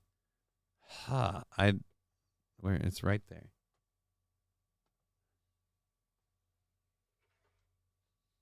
No, it's not that either. I have got to figure out how to fix this stupid green screen issue. Here, I'm just going to do this. And boop. Take it away, fat guy. And former President Donald Trump should get a big step closer to securing their party's respective nominations tonight. The polls open today in 15 states and 1 territory. Well, I mean, polls' mouths are always open. Get it? It's a Pollock joke. Rebecca Castor has more on Super Tuesday. More than 1/3 of delegates are up for grabs today, and the results could pave the way for a historic rematch in November. 16 states and 1 territory are in play this Super Tuesday. And by the time the night is over, 16 states and 1 territory. President Biden and Donald Trump could all but seal their nominations. We need a leader that is up to the test of being the leader of a country of over. No offense. I don't know that either one of them are. We can argue about which one is more up to it, but again, I don't think either one of them necessarily are. I think you don't realize how much unless you're willing to strap up your boots and actually fight for something. I think we're kind of effed in the A, my friend. Over 330 million people. Trump's team says they expect to walk away with more than 1,000 delegates, adding to the 273 they already have, setting the former president up to clinch the nomination next week. My focus is really, at this point, it's on Biden. We should win almost every state today. For former South Carolina Governor Nikki Haley, Tuesday could be her last chance to slow Trump's momentum. To slow Trump's momentum. You know, that thing you haven't done yet? The best you had was you won Washington, D.C., and literally everybody else went, you won the corporate cesspool one that totally makes you look dirty. Gen X got the real shots. I mean, I don't trust the shots at all.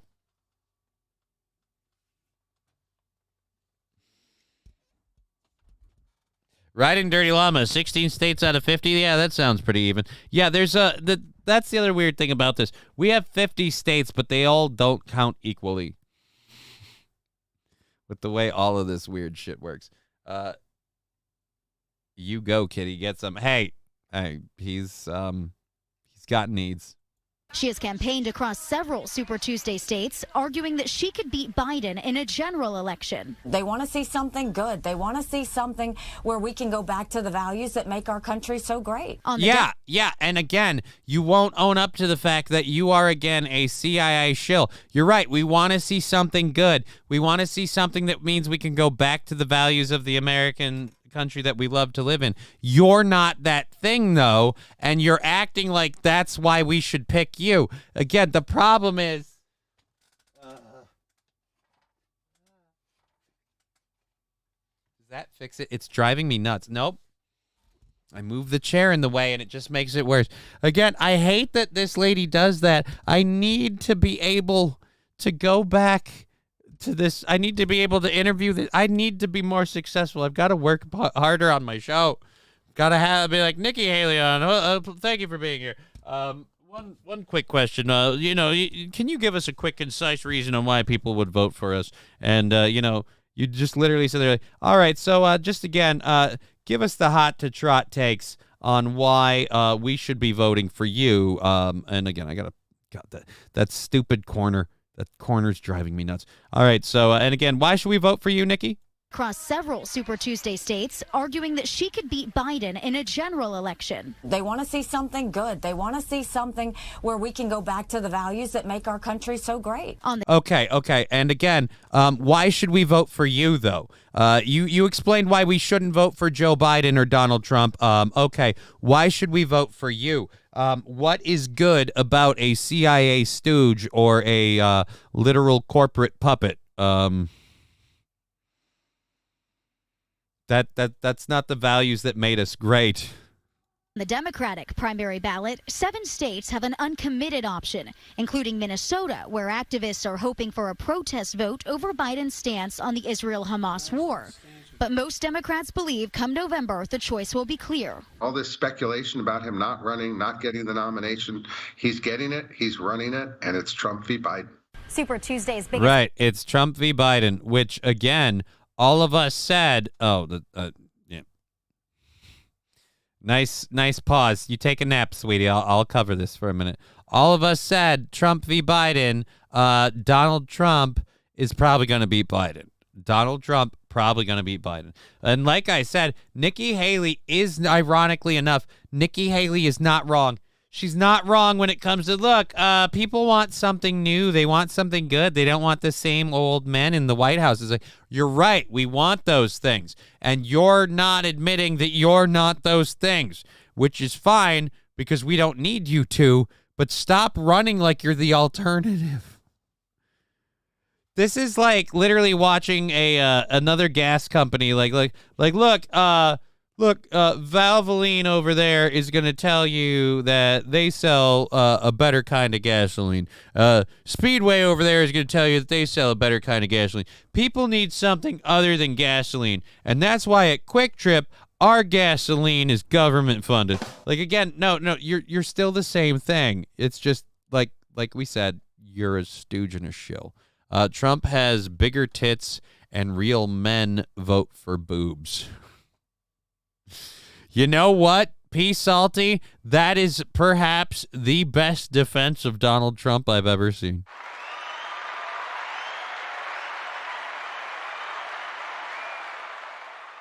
Excuse me, Miss Haley, I have a question. I want to know how you feel about people voting for Trump, considering it's well known that Donald Trump does have better tits than you. So how do you feel that you're going to win the boob vote? Just out of curiosity, how are you going to lock down the boobs? Are you going to use a bra? What are you thinking? Prizes are California and Texas with the largest haul of delegates at stake. And Falls Church for California and Texas with the largest haul of delegates at stake. Again, the problem I have with the fact that California and Texas have more sway than other states, I'm not worried about Texas going for Nikki Haley. And I ironically don't think California will go for Nikki Haley. And if they do, I really don't believe it's because Republicans want that. I would think it's because Democrats want that. Just saying. Virginia, Rebecca Castor, Fox 32 Chicago.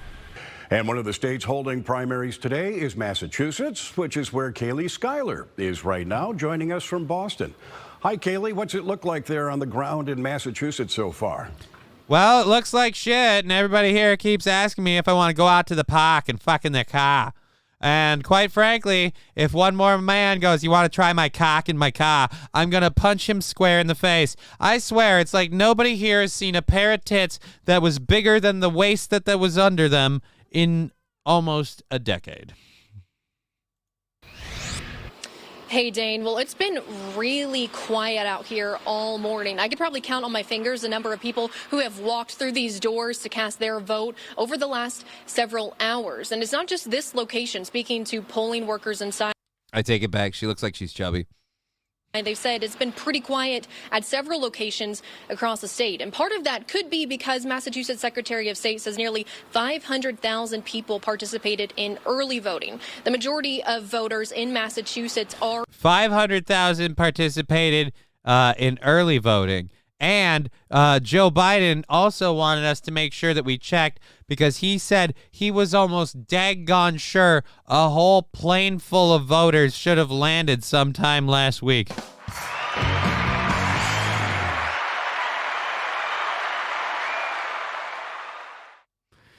Donald Trump's going to steal democracy. I'd legit believe at this point that Joe Biden has been flat out importing voter conspiracy, or not voter conspiracy, voter fraud. Like, he's flat out been importing future votes to secure his victory. Well, I'm not going to win people's opinions. How about I just buy them? And by buy them, I mean buy them a plane ticket.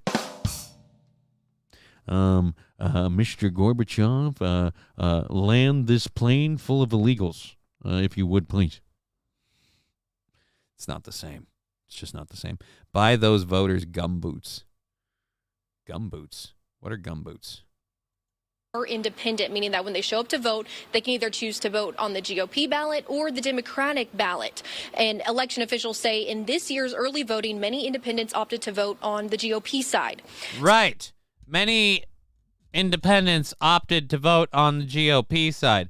Because, again, what are you going to vote for on the Democratic side? Do you want Biden or do you want Biden? Again, your options are Biden and Biden or Biden and Biden. So there is, if you are a Democrat who counts yourself as an independent, you could go, well, I'm going to vote on the GOP one this year. And you could technically swing it for Haley because I hate Donald Trump.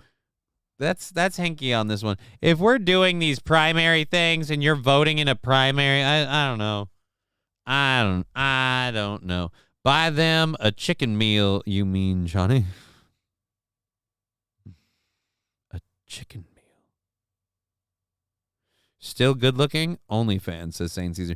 Are we talking about Nikki Haley? Again, she doesn't need the money. She's been a whore for the CIA and trust fund billionaires and dark shadow money that likes to stick its dick in politics all the time for the last year or two. So I'm pretty sure she's getting paid.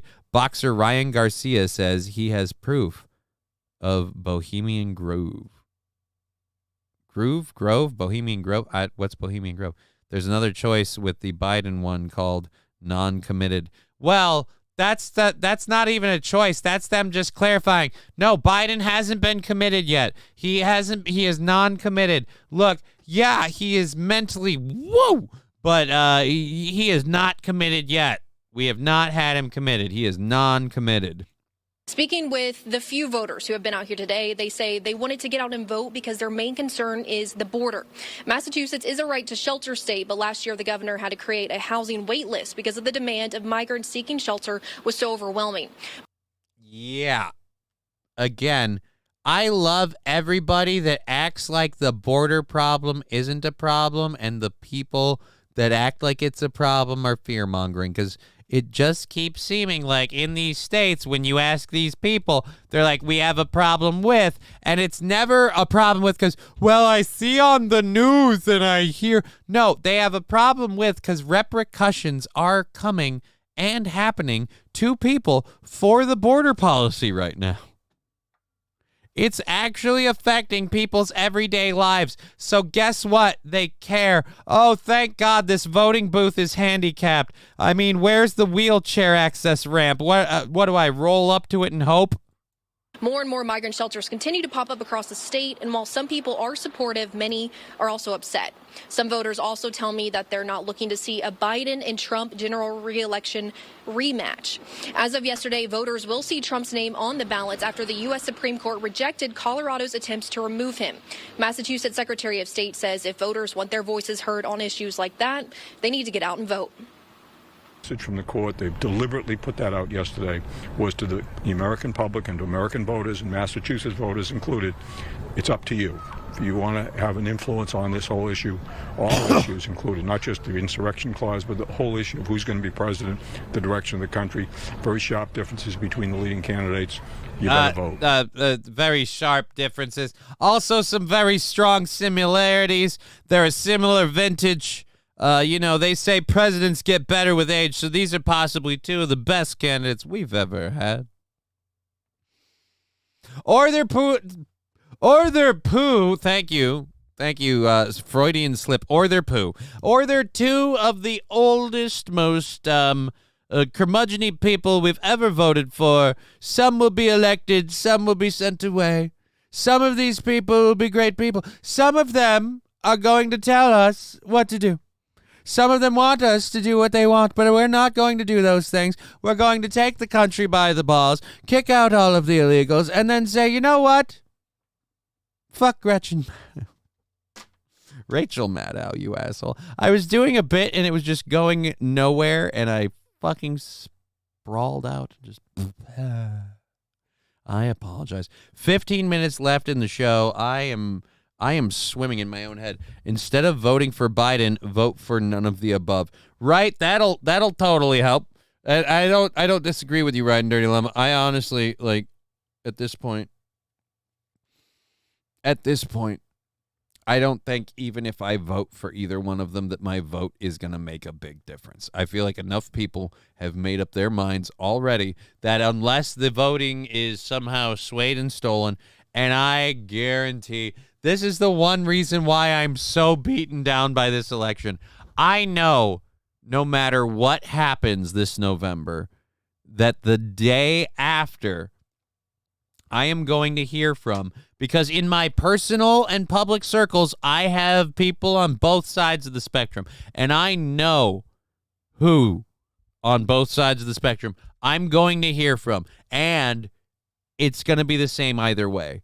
One of them is going to be happy. The other one is going to tell you how it was rigged, it was stolen, it's the end of democracy, what have you.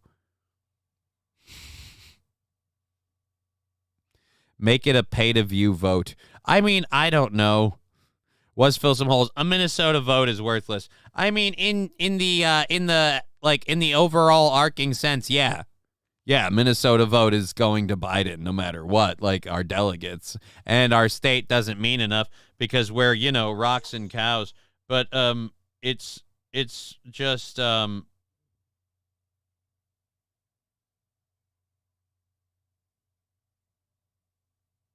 right.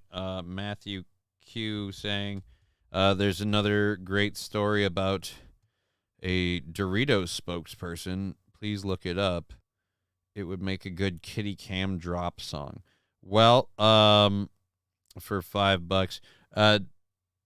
Let's see here. Is there a link on this, or do I have to look up LOA? Please look up LOA. All right, I'll give it a hot minute.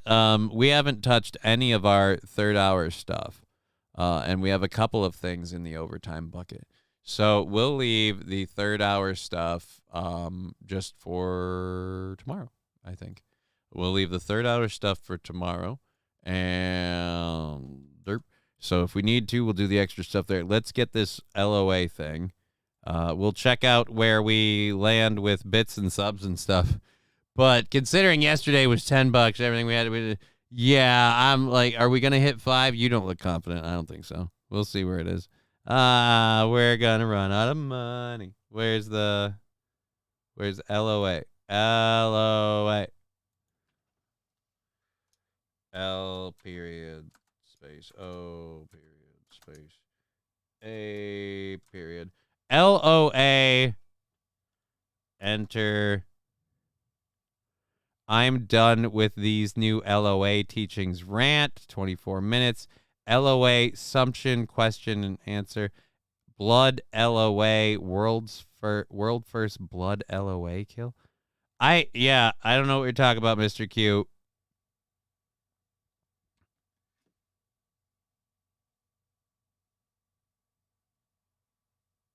And please look up LOA. I don't know where we're going with that one. Just want to say thanks for making the movie watch along UK friendly, Johnny. Thanks again. Yeah, we're going to be doing that at the end of the month. We're planning it for the 30th, which is a Saturday. It's going to kind of be a Saturday afternoon. Get the LOA from me. I get it. But yeah, we're gonna try and do that on a Saturday afternoon kind of thing, and then just do like a watch along. I'm gonna make a giant, almost comically sized tub of popcorn.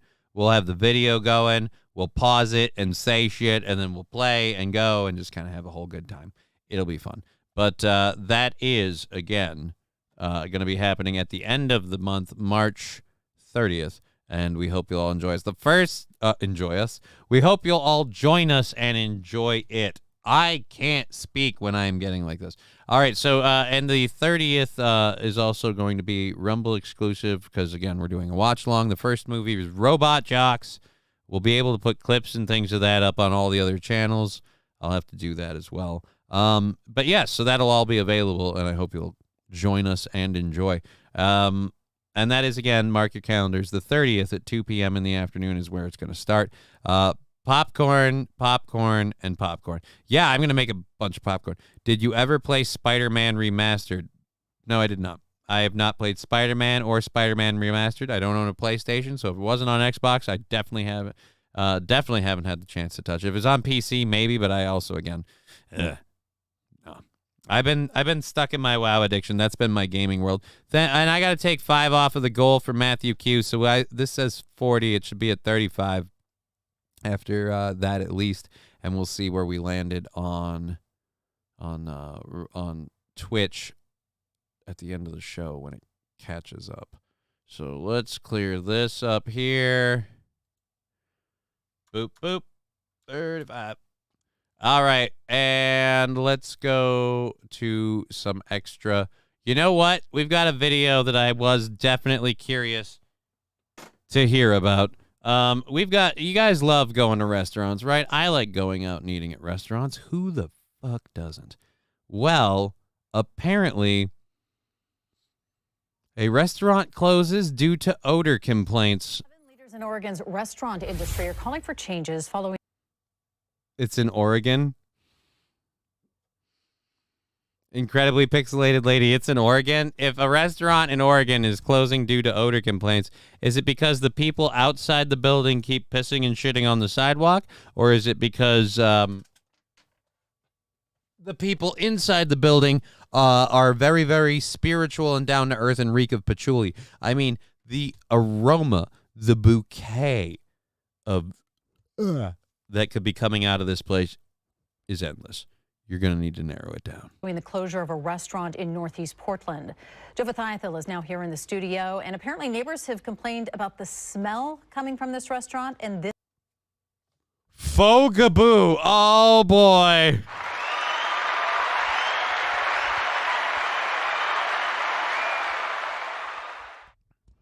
For those of you who don't know about pho, you don't know about pho. Pho is a very, very popular, people tell me absolutely delicious, dish made with boiling a fish head in a stew. I don't know what gaboo is. Or if that says pho and gaboo. I don't know what gaboo is. Cheesy Grin. Kid Rock openly talked about when he was at Bohemian Grove. Okay.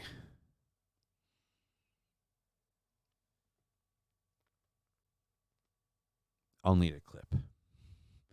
Again, I don't know what we're talking about. I don't follow everything Kid Rock says. I don't even follow everything that goes on. I can't even remember all the things, especially right now. I love how coherent people probably think I am. Because I go back and watch these clips, and I go, wow, that's not at all how it felt in the moment. If you guys could see the steering wheel and the cockpit from this side of the car, holy Jesus, you'd be like, why is he driving? You know what I mean? But anyways, let's go ahead and, yeah, shut up. We'll get there. Let's go ahead and do this. Joe. is what led to the closure? It is, Kim, yes. So the restaurant in question is Pho Ga Ba, a Vietnamese restaurant on Fremont and Northeast 73rd. And the owners posted this note on the front door saying that they have temporarily closed because of complaints from the neighbors and the city. Now, the note doesn't specifically mention it, but according to reports, the city has inspected the restaurant on numerous occasions and told the owner that he was violating a city code. It all pertains to the scent of grilled meats and food. The Willamette Week reporting that. Look, I know barbecued cat when I smell it. Oh, no. Oh, boy. I was like, oh, it's in Oregon. It's a restaurant. I make a patchouli joke, and now we have a Vietnamese restaurant closed because of the smell of the food they're making. Oh. Was Phil Simhol's hand controls. That's how he does it. See, it's like he either didn't get the joke or drove right over it. Speed bumps. That's what those are. All right. So restaurant closes due to odor complaints. If I've been privy to smelling a lot of cooked meats in my cooking career. Here's the weird thing. Unless the meat is bad, like unless you're cooking rotten meat or like fish that's turned or something, it shouldn't smell bad. Act like for whatever reason you want to effing have. Delicious, healthy, cooked meat just kind of smells good on its own. I mean, you can add some salt, some pepper, some laughing lines. Fagaboos. It wasn't Italian.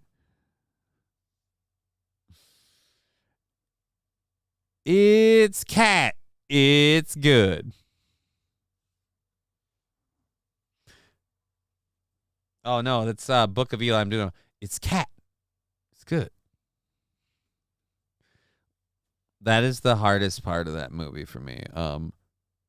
Take the fur off before you smoke. Look, the problem is they're cooking these things and go. It comes from one nearby resident complaining about being able to smell the food. Now, the owner faced fines for one nearby resident. Uh-oh. We got a turf war. How much you want to bet the nearby resident either A, operates a restaurant of their own or some other business of their own, and they're sick of the competition, or what their business does to their business, right? Or B, the other one, they like literally live in the area. They don't like the business, the traffic, and the ethnicity of the people who frequent the restaurant. Because I guarantee that this Vietnamese restaurant attracts a lot of open-mind Portlandian people. But I guarantee every motherfucking Vietnamese person in the area knows about the place and goes there if they want to. Because, again, it's a little bit of home. So they're just like, oh, God, all these goddamn Vietnamese people coming up in here. It's reminding me of the war. Grandpa's losing his shit, Mom. For being in violation of a city code regarding orders. So now he is just, again, according to the note, temporarily close it down. Meanwhile, Jason Brandt, the president of Oregon's Restaurant and Lodging Association, says the city's odor code is unfair. He says there is no way for a restaurant to actually measure odor complaints. It's entirely subjective, unlike, say, noise complaints, which can measure decibel levels with equipment.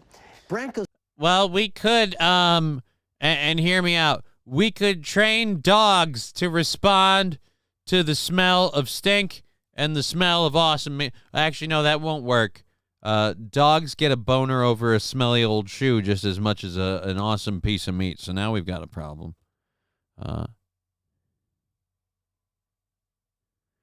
Cheeseburger Pie saying the only good Vietnamese food in St. Cloud area is at Phoenix Express. Thank you for that. I've never been to Phoenix Express or anywhere else, so I don't know. Grandpa waking up screaming about Hill 86 and shit. Grandpa's waking up screaming about his brother's mom. He doesn't have any. He's talking about the war. All right. Odor complaints. Goes on to say, and this is a quote, "It's unbelievable that an anonymous person's repeated complaints about an odor can shut down an entire restaurant, potentially displacing its workers and causing the operator irreparable financial harm." He goes, right.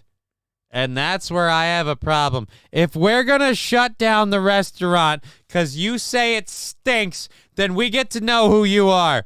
No. We don't close this place down because I can't stand the smell. Well, who are you? You know, I want to see who you are. I have some questions. Just curious. Just curious who you might be. I hate that anonymous complaint. An anonymous complaint for a crime that we can't trace, track, or verify can shut down an entire business. In a word, hinky. I think it's hinky. Charlie was close. Damn close. Tim, I was trying to call your father. Have you seen him walking around the house? Mom, he went into the garage, said he had to get some of his stuff, and said, quote, "Not again, not on my soil, not goddamn again." Oh, Jesus. Oh, God. Did you see any Vietnamese people nearby? Yeah, Mom, I saw a few Vietnamese people. Why? Sweet Jesus, call the cops. Call the cops and pray he doesn't have any live ammunition. Oh, no. Mom, he keeps asking for Charlie. He says he's going to find Charlie. I can't explain what that is, but we're going to have a talk about that later. That's quasi-offensive language, and it's technically toxic masculinity. So if you could find just a good mental health counselor or a conflict resolution manager and tell them that Grandpa's armed and he's back in Nam and he's going to solve some shit if we don't stop him, they'll understand and they'll be able to help. Or we could call the cops and stop the psycho guy with a gun. Right, but we wouldn't want to hurt anybody. That whole rant based off of the earlier story and just P. Salty's little comment. Charlie was close. Damn close. And I don't take Charlie's calls because I don't like his shtick. And then he got rough with people that are and mean to people I care about. So I'm like, fuck him. Well, I guess not people I care about. He hurt the feelings of people I kind of care about by being mean to people that they care about. So I'm just like, you know what? I don't need to like this guy. All right, anyways, Riding Dirty Llama, I get it, Johnny. I had a few fur babies in my time that we fed first before ourselves. I get it. Oh, so you too have been like, you know, if things get tight, I could eat this cat. I could eat this cat. I mean, not now. He's not as muscled as he used to be. And his sister is just bony. That's the problem. He's gotten himself off of the emergency food store list by just getting fat and lazy. And his little sister realized early on the game and thought, well, if I just stay nice and wiry, you can't really catch me or eat me, motherfucker. So now what do I do? All right. My voice seems like it's actually getting worse by the second. I'm going to go get some water. I'm going to take it easy on my voice. Again, Riding Dirty Llama. We're joking. We're joking. I couldn't eat a cat. Do you know how hard it would be to skin one of those things? Are you kidding me? Ugh.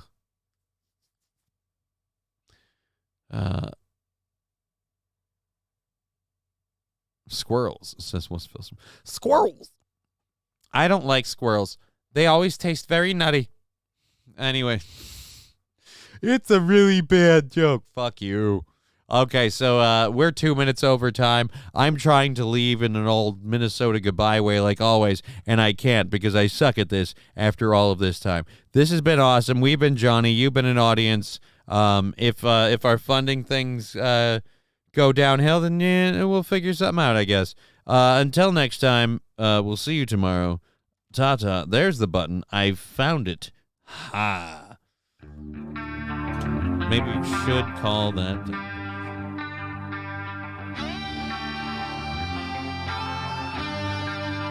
Game over.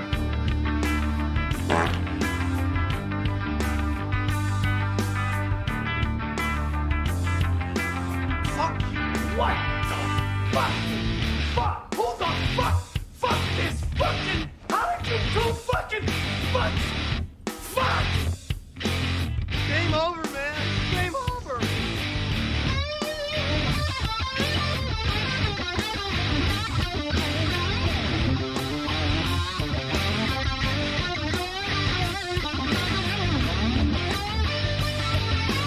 I'm holding it to my butthole right now.